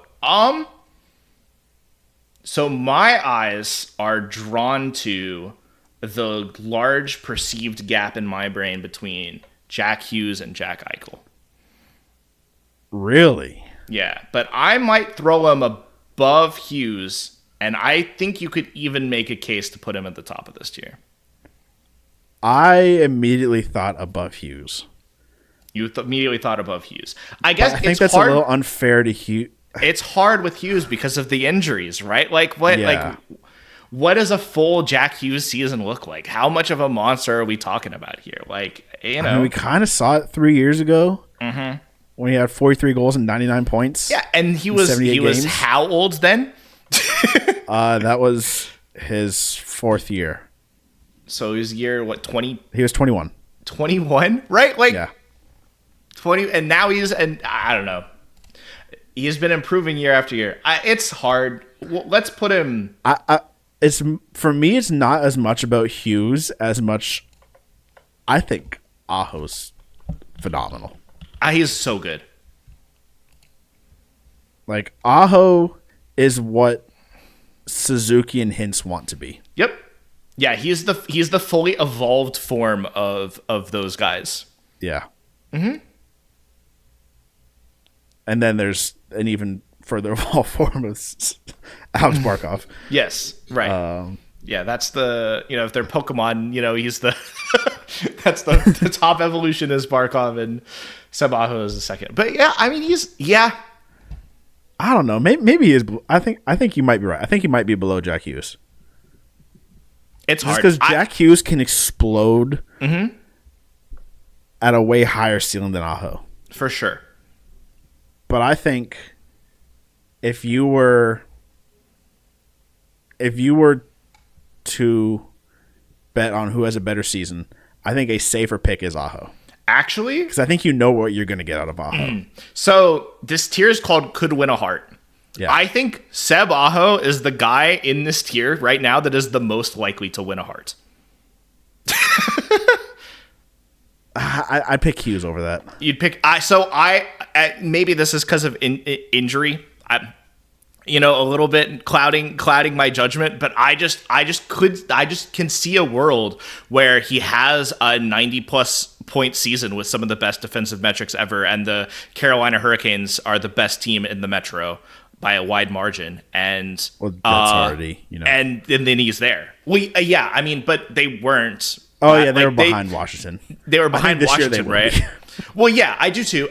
But because the Metro's so bad, right? What if they win a President's Trophy? Yeah. And he's the clear winner, a clear leader on that team. He has a 90+ point season. He's got a crazily good two-way play, right? There's a world where he's a Hart finalist. Yeah. Right? I don't know. Let's put him above. Agree. Let's put him above. That was your initial reaction was to put him above Jack Hughes, and I'll agree with you. I just feel like if Jack Hughes peaks, he will win the Hart that year. Yeah. Whatever year Jack Hughes puts together 82 games and an 82 game dominant healthy season, he will win the MVP. Like he will beat McKinnon and McDavid and Matthews. Yeah. But it's just a question will he do that? Mm-hmm. Well, he's got a lot of years to do it. So we got to hope. Yeah, he's 23. We got to hope he puts together one of those years. So But speaking of guys that have a lot of years ahead of them, the next player on our list is my jersey's sake here, gotta whip out the Sidney Crosby jersey here, so that I can have a lower opinion on Sidney Crosby than you do. I would put him in this could win a Hart tier. I agree. I would put him below Jack Hughes in this tier. That's where he's looking to be. I've been eyeing this hole between Hughes and Eichel for the last however many picks. I'm trying to split up the Jacks. I think Sid is the perfect guy for it. Obviously, he's still an amazing player, just absolutely elite. But he is slowing down. Is he? He's not. Yeah, he's slow. I mean, his foot speed is. I don't know that his actual pace of play is, but I mean, yeah, I don't know. So Sid obviously will not win a Hart again, right? Yeah, because he's just on too bad of a team. Yeah, Pittsburgh will just never be. It's never going to be a relevant team. Mm-hmm. Pittsburgh will not make the playoffs again in Sidney Crosby's tenure. Yeah, unless a lot of things go really well. Mm-hmm. Right. Yeah, and Habs fans, I talk good about Nick Suzuki, so you can believe me when I say that he's not going to leave Pittsburgh. Yeah, he's not. He's not leaving Pittsburgh. But, like, I mean, if I wanted to win this season, I'm picking him over Zach Hughes. But, like, is that because he's somehow had more healthy seasons in the last 3 years than Jack Hughes? Like, I don't know. I think I'd pick him over Aho, too. I don't know. I think I'd take Aho. Right, ignoring contracts and the future and the fact that he is right. Yeah, well, if you're just looking at like next year, who would you want? Crosby or Aho? I'm taking Crosby. Okay. Like you don't want to predict. He's my favorite player of all time, so I'm biased, right? Yeah. Well, he's my favorite player of all time too, so I'm also biased. I'll just acknowledge that now. But you have to think he's going to be 38 next year. Does it matter? I mean, like at some point it will. Yeah. But is it this year that it matters is the question, right? To me, like, are we going to get another... I do think we're going to have another point per game season out of Sid, right? Mm-hmm. I don't think he'll be as good as he was last year. But maybe that's because... But maybe that's because... Go down. Yeah, but maybe that's because the Pens are planning to sell off 1 to 2 of his wingers. Yeah, if they get rid of Rust and Raquel and replace them with McGroarty and... Koivunen? Sure. I don't even know. Mantha. Nah, he's losing Mantha too if Mantha gets put on that line. So, yeah. Eventually, yeah. So, like, he probably won't get 50, 60 assists because, like, who the hell is he passing to? But, like, also it's Sidney Crosby, so he might get 50 assists with me and you on his wing. He might. You know? He might. And they play the Flyers enough times. They're in the Metro. They are in the Metro. There's some real bad teams that they get to play against. They are one of those really bad teams. He is. So. He's always been that guy that's like elevated whatever people he's played with. So I mean, yeah, sure. Maybe you could make. We're taking into account like. I think he's below point. I'll concede that. There's some crazy things you can say because it kind of depends on what we're taking into account, right? Because if we're also taking into account the fact that he has been in the league for 20 years, the fact that he's won Conn Smites, the fact that he's done all of this stuff, right? Like, maybe there is a case that, like, if you're just saying, if you're just, like, picking up a team and you're like, I just want to make the team that will do the best, right? That he is a better piece to build around than Aho and Hughes because of the experience, because of the consistency that he's been able to show, because of all that stuff. Maybe, but I don't know. If we're playing that game, I'm taking him over Matthews. Yeah, that's reasonable. If we're taking into account his Conn Smites, so we have to take into account Matthews shitting the bed. Right. So But I don't think that's the game we're playing. I think we're thinking about what we're getting on the ice, right? And I think what we're getting on the ice is not as good as Aho and Hughes next year. I'm fine putting him below Aho. I don't know if I agree about Hughes. Okay, well then, but it just depends on what Hughes season you get. Let's do that then. Let's put him below Aho. We'll put him above Hughes. I'm comfortable with that. God, Sidney Crosby is so good. He's insane. It's illegal that he is as good as he is at this point in his career. And God, am I glad that he's on my team, even if my team is so bad. He makes the games bearable to watch, and for that I am eternally grateful. Yeah. Also, all the cups. I'm so mad that he dealt with the injury crap he did early in his career. Oh yeah. Because man, what kind of player could he have been? Mm-hmm. Or like, not what kind of player could he have been? What kind of What kind of like ridiculous numbers could he have put Rushmore up? What kind of could he have been? Yeah, you know, because he's debatably a top 5 player of all time. But there's a debate, and there's a lot of guys that he's in that argument with. Yeah, if he continues on his trajectory from like 2009-10 onwards, then like he doesn't deal with like missing 3 straight years with all the concussions. With, I mean, then like he might be really high on that list. Yeah. Speaking of old guys, that's a good transition. Yeah. Steven Stamkos of the Nashville Predators. Where do you have him? It's tough. It's not for me. I think he's in the please be my 2C. No, he's not a 1C. This is not. Well, so for one, he's probably shouldn't be a center. Yes, he is not a center. He is not. I don't even think he's a first. I don't even think he's a first line winger.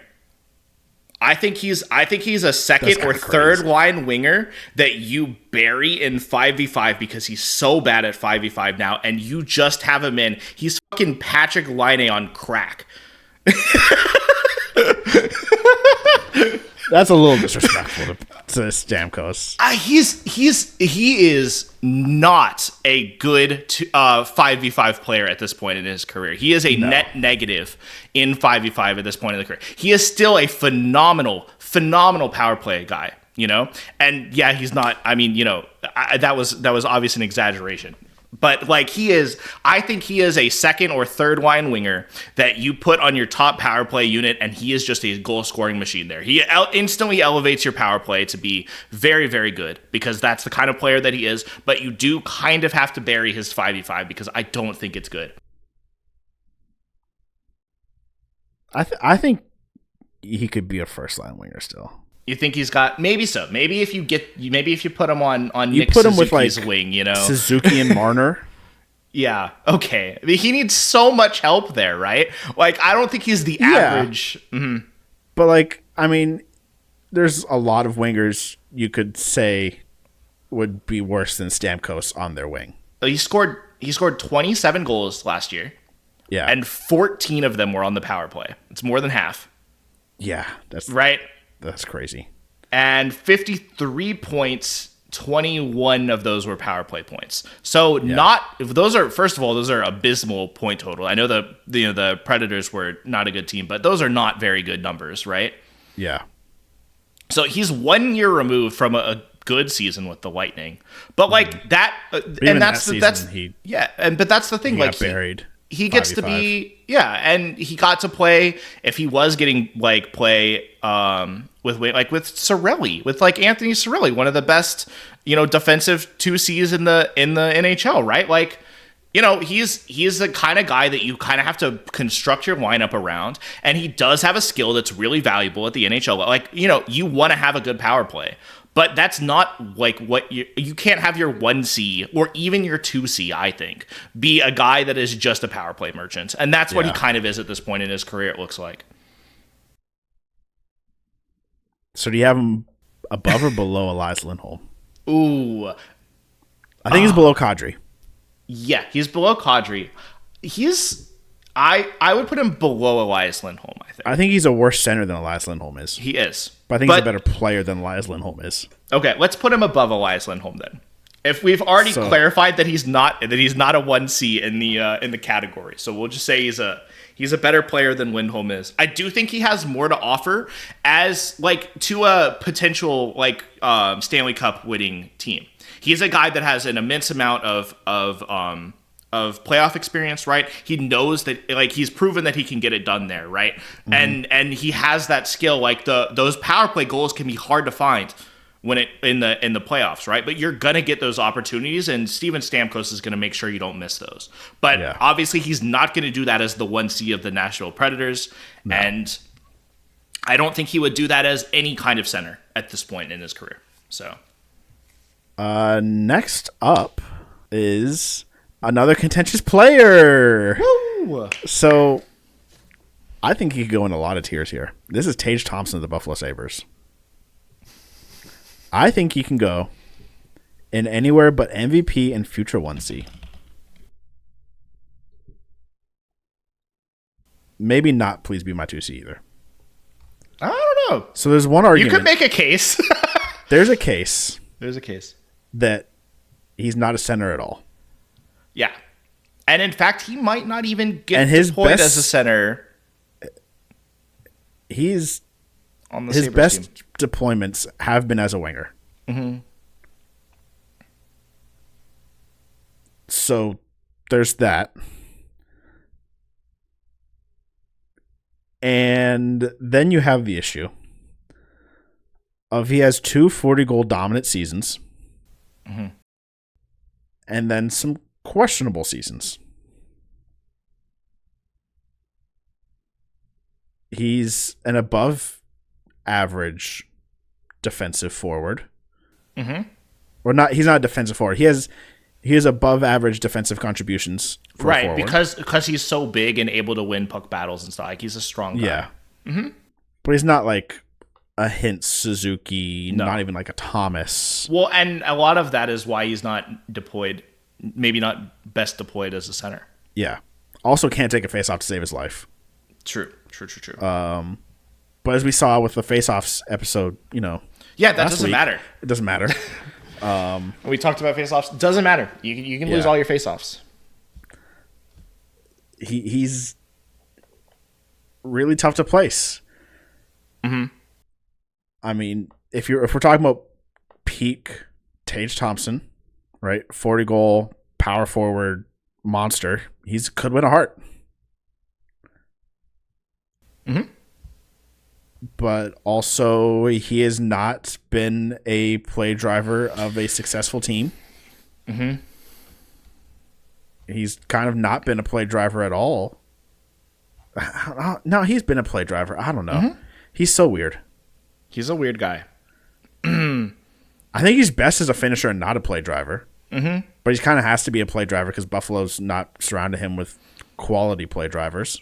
Yeah, his best deployment would be on the wing of a could win a cup center from our tier list here. Like you put him with Robert Thomas. Yeah. Oh my God. We're cooking. Oh my God. We're winning a cup. We are winning a cup. That is a first line that is just absolutely crazy. You can put whoever on the other wing, right? Mm-hmm. So I don't know where you put him. I don't think it's likely that you win a cup with Tage Thompson as your 1C. I think you could easily, like we said, win a cup with him as your one right wing. I think he probably isn't quite there, but maybe he is. I don't know. Is he a better, he's probably a better hockey player than Dylan Strome.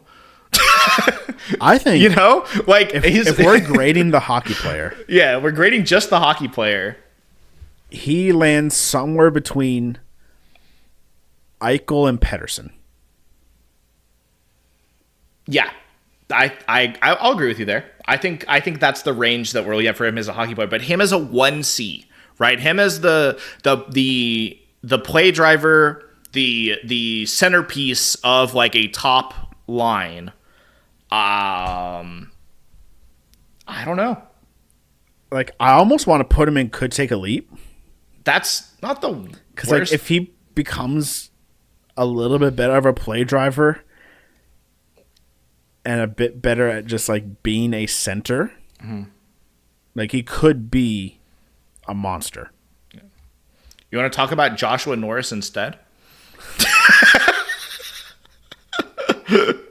And say that he's just going to play wing next year? But I I think they want Tage Thompson to be I think they do the too. 1C. They want him to be the 1C. But Can you put a guy who's 27 in the could take a leap category, which currently only has Adam Fantilli, who's 20 years old and like had a crazy season? I don't know. Yeah, I mean, Tage Thompson is a monster goal scorer, is a fantastic hockey player. I don't know. It's so tough to rank him. Let's put him in could take a leap. Let's put him there. I'm fine with that. Let's put him there. We'll see if he can take a leap as a center, or maybe the team around him can take a leap and cover for him a little bit or something. I don't know, but we'll see. It's very possible that he just doesn't get any play as a center. This year, and that he's just an elite winger. And he's not on the list next year. We'll see. Yeah.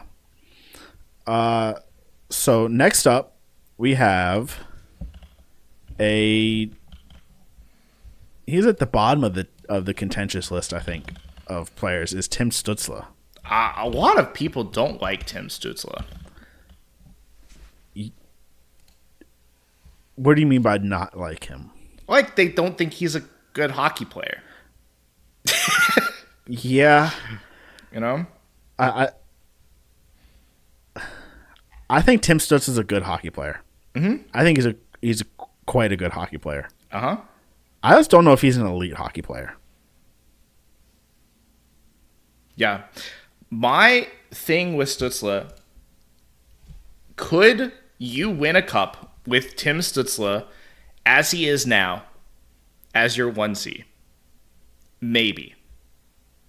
Like, maybe. It's that'd be really close.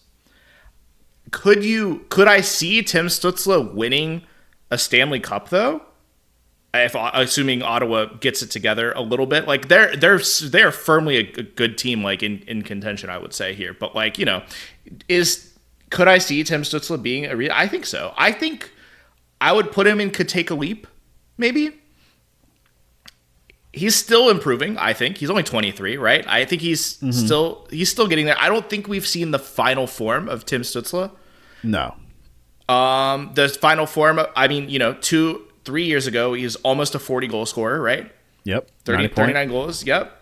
And then last year he was 79 points in all 82, 24 goals, 55 assists. So not quite as good as some of the peaks that he's shown, but that's what you kind of see with some guys like that. I don't know if he could flash that 2022, 2023 season, like that guy as a consistent player, that guy easily wins a cup, right? Yeah. That guy immediately shoots up towards the top of the could win a cup tier. Maybe even the bottom of could win a heart tiers. There's that possibility is there, right? That possibility is there. I mean, you look at the last 4 years, ignoring his partial COVID bubble year, because that year's weird. 22 goals, 39 goals, 18 goals, 24 goals. I mean, he's all over the place. Yeah. In that. Yeah. And the 39 starts to look more like an outlier. So then you wonder, is he going to reach that again? Yeah. Good defensive metrics. You also think about him being 23, right? Yeah. You know, that there's still plenty of upward trajectory, I think, for him to get back to that 39 goal, or even if he's just a 30, 35 goal scorer, right? But still is putting up like, you know, over a point per game, right? Like that's still a player with his like defensive possession metrics that could win a cup, right? So I think he's at the top of could take a leap for me. You think he's higher than Tage? Yes. I think he's more likely to take the leap than Tage. I think he's also closer to being a 1C that can do that than Tage is. Yeah. I agree with that. I don't know that Tim Stützle is going to win the Stanley Cup as the best forward on his team. Yeah, but neither I think neither he needs is a good winger. neither is Ropa Hintz, right? No. So, Well, I just don't think he's going to be in that could win a Hart tier. sure. That's reasonable. Maybe if he's able to make 40 goals, 90 points consistently. Yeah. But like, Right. I mean, even look at his possession metrics, they're lower than you would like. His defensive, I mean, I don't know. Hey, but if the ceiling is Mark Scheifele, we're happy with that. Yeah. If we're Ottawa and this guy could be Mark Scheifele, if he just needs a little bit of consistency shown to be that at that level, like they're pretty happy with that. Yeah. They've got the pieces. They've got the pieces in play to potentially make some noise. So, all right, you want to finish us off? And then last up is Vinny Trocheck of the New York Rangers. A team that is debatable who the 1C is here. Yeah. It was by deployment Trocheck last year. Earned the trust of the coach. They acquired Miller midway. I think he's a better player. Zibanejad at his peak is better than probably both Miller and Trocheck, but it seems like he's fallen off a cliff. Trocheck definitively in the not a 1C tier. Right? Definitively not a 1C. I think Trocheck gets overhated a little bit. I think he's please be my 2C. You think so? I think so. I don't think there's too many teams that wouldn't love to have Vinny Trocheck as their 2C. I'll put him at the bottom of that tier. I'll put him firmly after Bo Horvat. I'd rather have Bo Horvat than Vinny Trocheck, but I think he's got more to offer than like Kadri does. I think Kadri's a better player than Trocheck. Personally. To me, like, the please be my 2C is guys who can hold down a 1C spot, but you'd really want them to be 2Cs, right? Mm-hmm. And I don't know if Trocheck is a guy that can hold down a 1C spot. I mean, just last year, he put up 77 points, 25 goals.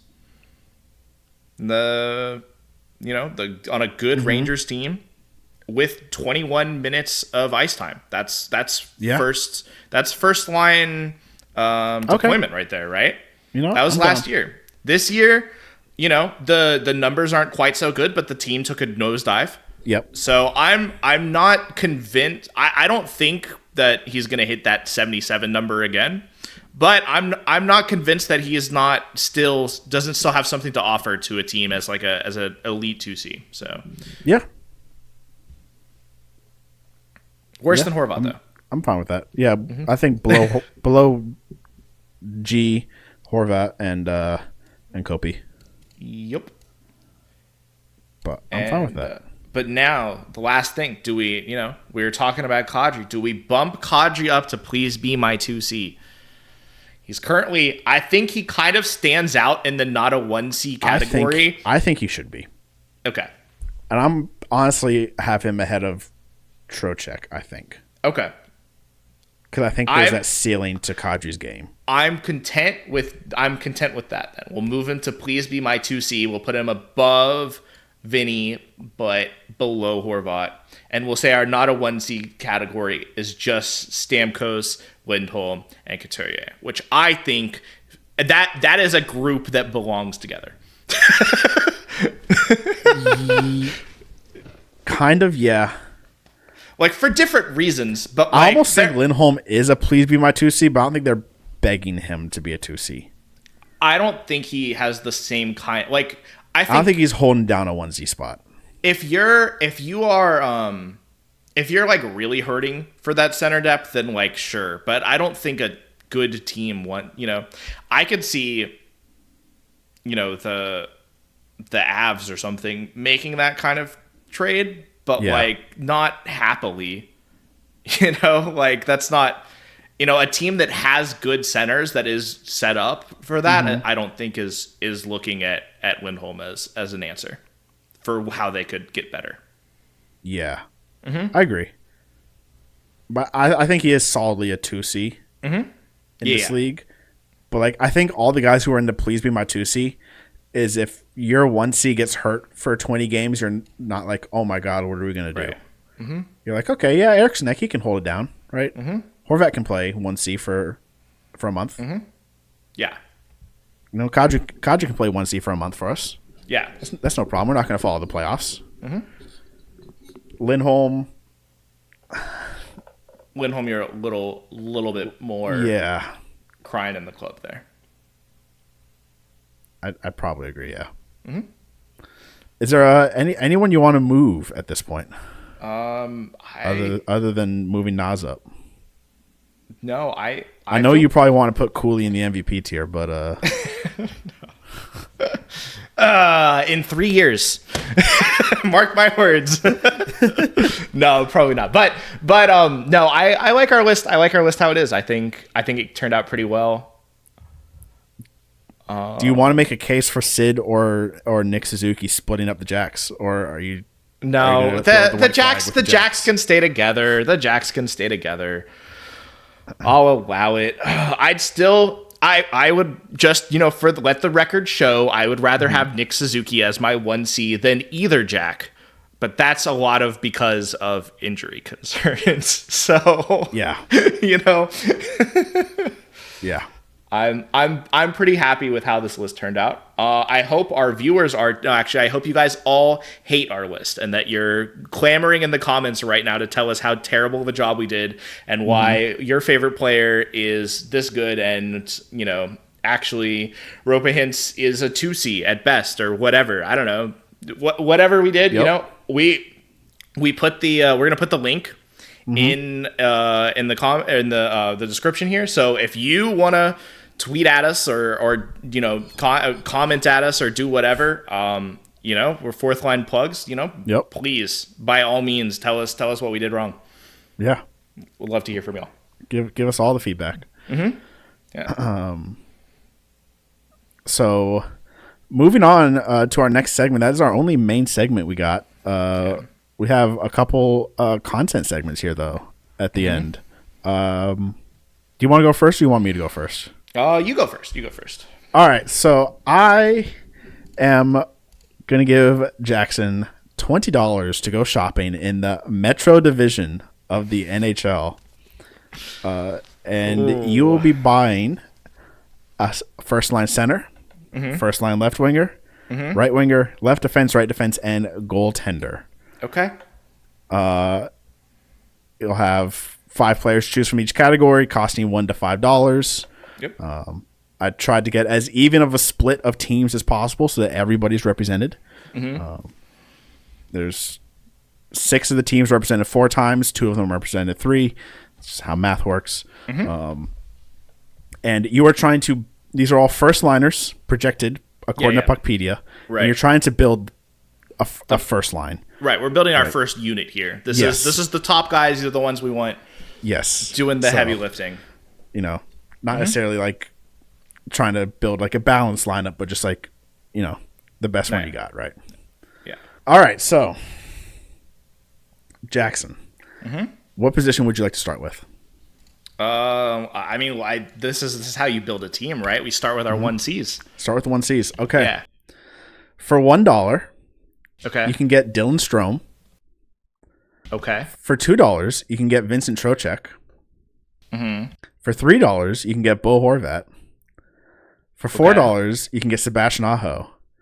And for $5, you get the one and only Sidney Crosby. Yeah. I mean, so if we're talking money for value here, according to our tier list we just did, Dylan Strome is looking like a steal here at $1. But that is not how I will be constructing my lineup, I don't think. So, do I get to get everything else, right? Do I get to hear everything, or do I have to just No, you get one position at a time. One position at a time? Yeah. So my $4 was Aho and my $5 is Sid. Yes. That's where I'm thinking. I'm thinking it's going to be one of those, and we'll probably get some value out of the wings. Give me Aho. Give me Aho. I'm not gonna let up any goals. That's the goal of this this first line. We're playing Florida Panthers hockey. Okay. Give me Seb Aho. All right. You have 16 remaining dollars. Okay. Let's just go to the left wing here. For $1, you get. Wait, I don't get to pick. I don't get to pick. Okay, fine. You can pick. Let's spend some money at right D. Right D. Okay. For $1, you get the one and only Chris Letang. For $2, I should get $1 back if I pick Chris Letang to be my first, my right defenseman. You owe me money if I pick him. For $2, you get Jalen Chatfield. Mm-hmm. For $3, you get Travis Sanheim. For $4, you get John Carlson. And for $5, you get one Adam Fox. Can we just buy Adam Fox? Just give me Adam Fox. You want Adam Fox for $5? Yeah. All right, you have 11 remaining dollars for the. Yeah, we're gonna need a budget. We're gonna need a budget winger somewhere. So, actually, give me left D next. Give me left D next. Yeah, let's finish up our blue line here. Okay. See if we can find a good pairing for Adam Fox. So for $1, you get Ryan Graves. Okay. Cool. Again, you have to pay me to take Ryan Graves here. For $2, you get Adam Pelech. Okay. For $3, you get Luke Hughes. Ooh. For $4, you get Jacob Slavin. And for $5, you get Zach Werenski. All right. Let's pretend I take Slavin, right? How much money do I have? I would have... left over, you would have $7 for your wings and goaltending. Oh, I have to take a goalie too? Yes.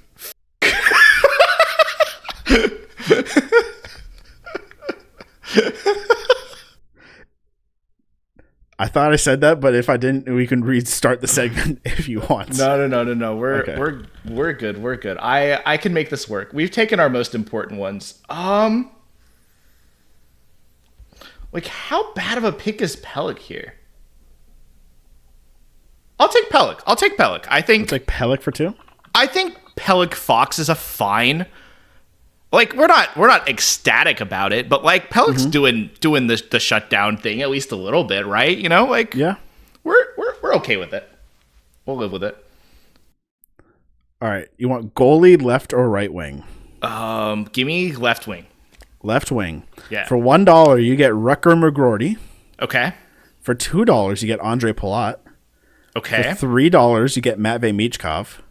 Okay. For $4, you get Nick Ehlers. And for $5, you get Alex Ovechkin. I want to spend money here, but I actually think this is the Rutger McGroarty angle. This is such a homer pick. I love that all the pens have been $1. By the way, I just Sid was $5. Yeah, of course, Sid was $5. But no, okay. Case on Rutger McGroarty. Young, could get better. I think a player that's got a decent two-way game to him, so that kind of fits the identity of the line that we're trying to come up with here. And like, I don't know, I'm like, I Palat's fine, but like, am I really like missing out? I don't know. I'd prefer the upside. And obviously, I'm not spending any money on Ovi. Right. We don't have money. We don't have Ovi money right now. We don't have Ehlers money right now. So I'll take a Ruddy McG. All right. You have $8 remaining for your last two positions. I like that. That feels good. Okay, let's do goalie. All right. For $1, you get Elvis Merzlikins. Yeah, not happening. For $2, you get your favorite guy in the world, Logan Thompson. Not. Oh, wait, I get Logan Thompson for $2? Yeah. Okay. This is a good list of guys. For $3, you get Jacob Markstrom. Okay. For $4, you get Ilya Sorokin. And for $5, you get Igor Shesterkin.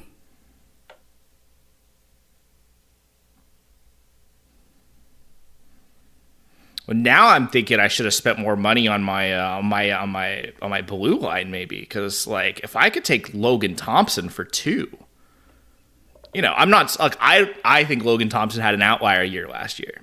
I don't think he's that good of a goalie, but I do think he's a goalie that could do stuff. You have $8 remaining dollars. I have $8 remaining dollars. So I get the Goalie and right wing. Okay, wait. Who's the best right wing in the Metro?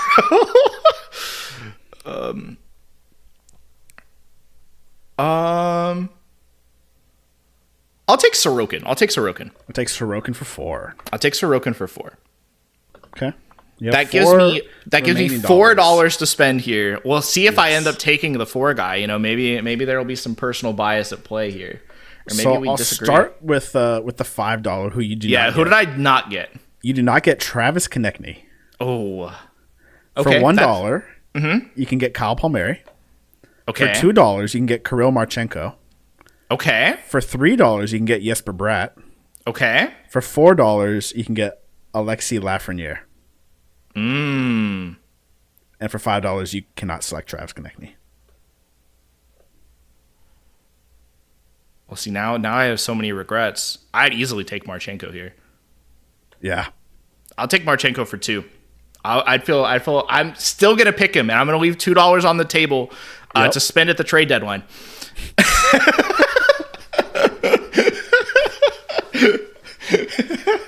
So, just for fun, if you wanted to go back and spend those $2, where would you invest them?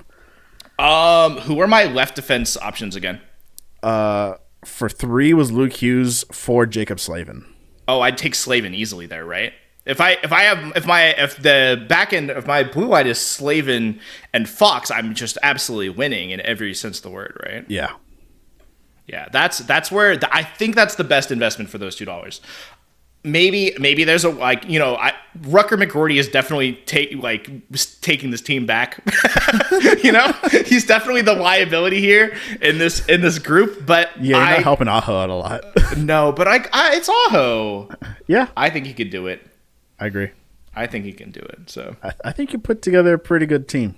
I'm pretty happy with it. Yeah, that Slavin for Pelech, that would have been a good prep. But I just didn't know.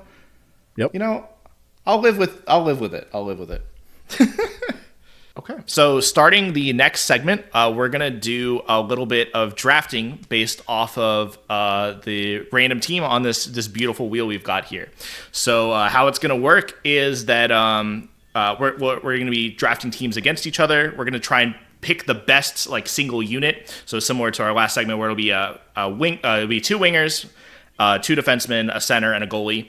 And we're going to spin the wheel to see what team we have to draft it from. We're going to be getting only current players. And we've agreed that we'll try and match left and right wing and defense as best as we can. But I mean, come on, sometimes you're going to have to give us a break. So, yep. And we can put them in any open slot. Yes. Correct. Yeah, we can put them in any open slot. So if you want to start, you can go ahead and spin the wheel for me or for you? Spin it for you. You can have the first pick. Spin it for me. Yeah. Oh, and one more thing. If someone else took a player, you can't take him. So if we manage to get on the same team. Oh no, the San Jose Sharks. This is the last team I wanted to see. Mm-hmm. But it was a very obvious choice that is tempting, right? But I am not going to take that player. I'm going to take Tyler Toffoli. Interesting. On the wing. Mm-hmm. I believe he plays right wing. Yeah, I think so. If I remember correctly. Okay. Yeah, I'm taking Tyler Toffoli. Okay. Not going to take Mac and Celebrini. I think I can get a better center. I hope so. All right. Go ahead and spin it for me then. What do you get? Oh, just missed the Panthers. Okay. We've got the Kings here. Mm-hmm. I'm going to take Mikey Anderson as my left defense. You're crazy. I don't know. I think I'm going to find a guy. I think that's good. Okay. I'll take a spin for myself here. And Anaheim Ducks. Oof. There's a good pick here. Don't forget we have to pick a goalie. I that's what I was thinking. I was thinking of going goalie here, and I think I am going to go Dostal here. It's going to be hard to get a better goalie than Dostal, I think. I think it's not going to be too hard. Maybe. But then, like, what if you get a team that has, like, a better player that you can most do? other positions. Yeah. All right. Your spin is... Yes! There's only McGroarty. one player. There's only one player worth taking on this godforsaken team, and it is Sidney Crosby. I'll take Sidney Crosby. Are you as sure my you don't center. want to take Tristan Jarry instead? I am so happy that we've gotten we've gotten Sidney Crosby. See, you know the problem with this now is that if any of us get this again, Yes, we're so screwed. We are so screwed. It's so bad. We're taking, I don't even know what. I get the Washington Capitals. I'm just gonna take it Ovechkin. I mean, that's beautiful, right? Sid and Ovi, back to back. Yeah. Mm-hmm.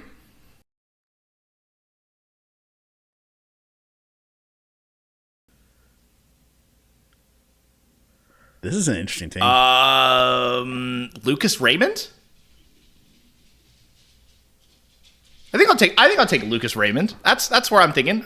I think that's right wing. I think he plays on the right side. Pretty fine. I'm pretty sure he plays on the right. All right. I have 2 defensemen and a center to pick. I've left all the important positions. And I get to put up my right D. Give me Adam Fox. That's a great pick right there. Yeah. I think I'm cooking. Yeah. I just have to hope you don't get a good center. Please, yes! That's so lucky. Oh God, yes! All right, give me Cale Makar. Oh, we're saved. We're saved. The blue line is saved.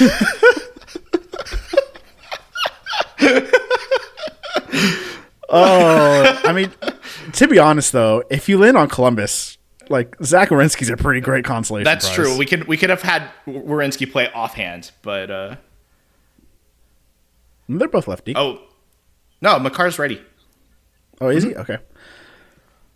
Oh, I got the Seattle Kraken. Oh, No, this is bad.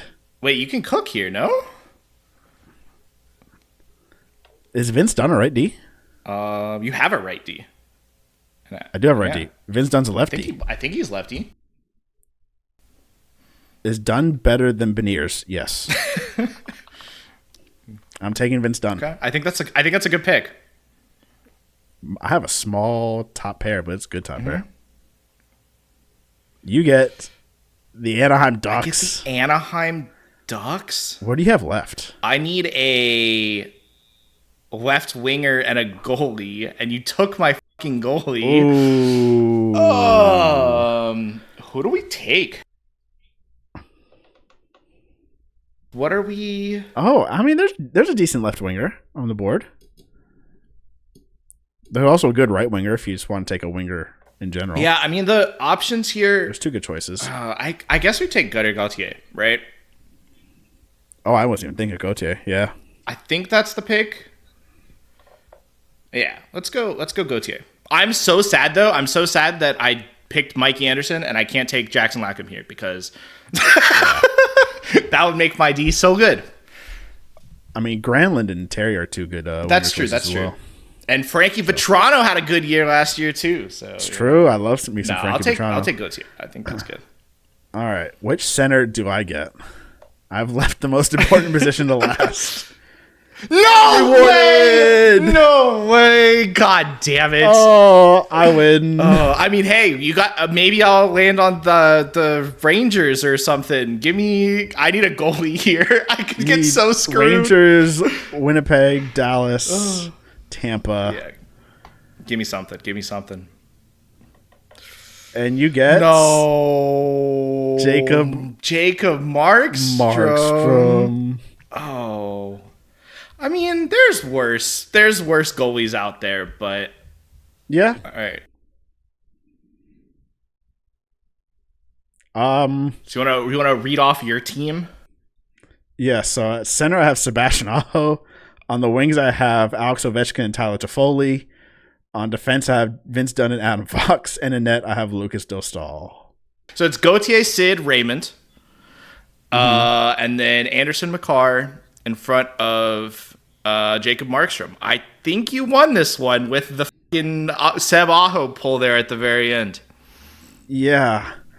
I think there's some defensive questions with this team. But I think you'll have a hard time getting the puck. Yeah. I don't know. Cutter Gauthier and Lucas Raymond are the best wingers that Sid has played with in quite some time. True. So, we've seen what he can do. And then obviously, Mikey Anderson is a good shutdown lefty to pair with Cale Makar, the best defenseman in all of hockey. And then Jacob Markstrom is certainly someone who can sit in between the puck and the net. He's capable of doing that. I think Markstrom is potentially a little better than Dostal at this stage. Yeah. I think they're going in opposite directions trajectory-wise. But I think they're around the same crossroads. I like my team. I think it's gonna be hard to beat Seb Aho and Ovi, but yeah. If there's a guy that's gonna do it, it's Sid the Kid. Yep. Thank you all so much for tuning in to the Fourth Line Plugs podcast, episode 3. I hope you all enjoyed it. Be sure to give us a follow, a like, a subscribe, whatever platform you are viewing this on, a comment. In any way you can give some support, we do appreciate it. And be sure, if you're listening on Spotify, to follow us on YouTube, where there are going to be each of these segments split up into individual videos and then into shorts as well, so you can get all your favorite moments. And if you're listening to this on YouTube, then be sure to follow us on Spotify. Do appreciate each and every one of you for tuning in. I hope you enjoyed it. We have a great episode in the works for next week. We have a bunch of ideas for the next few episodes, so we're just piecing together where they're going to fit in. And now's your chance. If you want to see anything, let us know. Yes, please let us know if there's anything that's at the top of your wish list. Let us know, and we'll slot it in. But thank you all so much for tuning in, and I hope you all have a great rest of your day, evening, morning, whatever it is. Have a good one, y'all.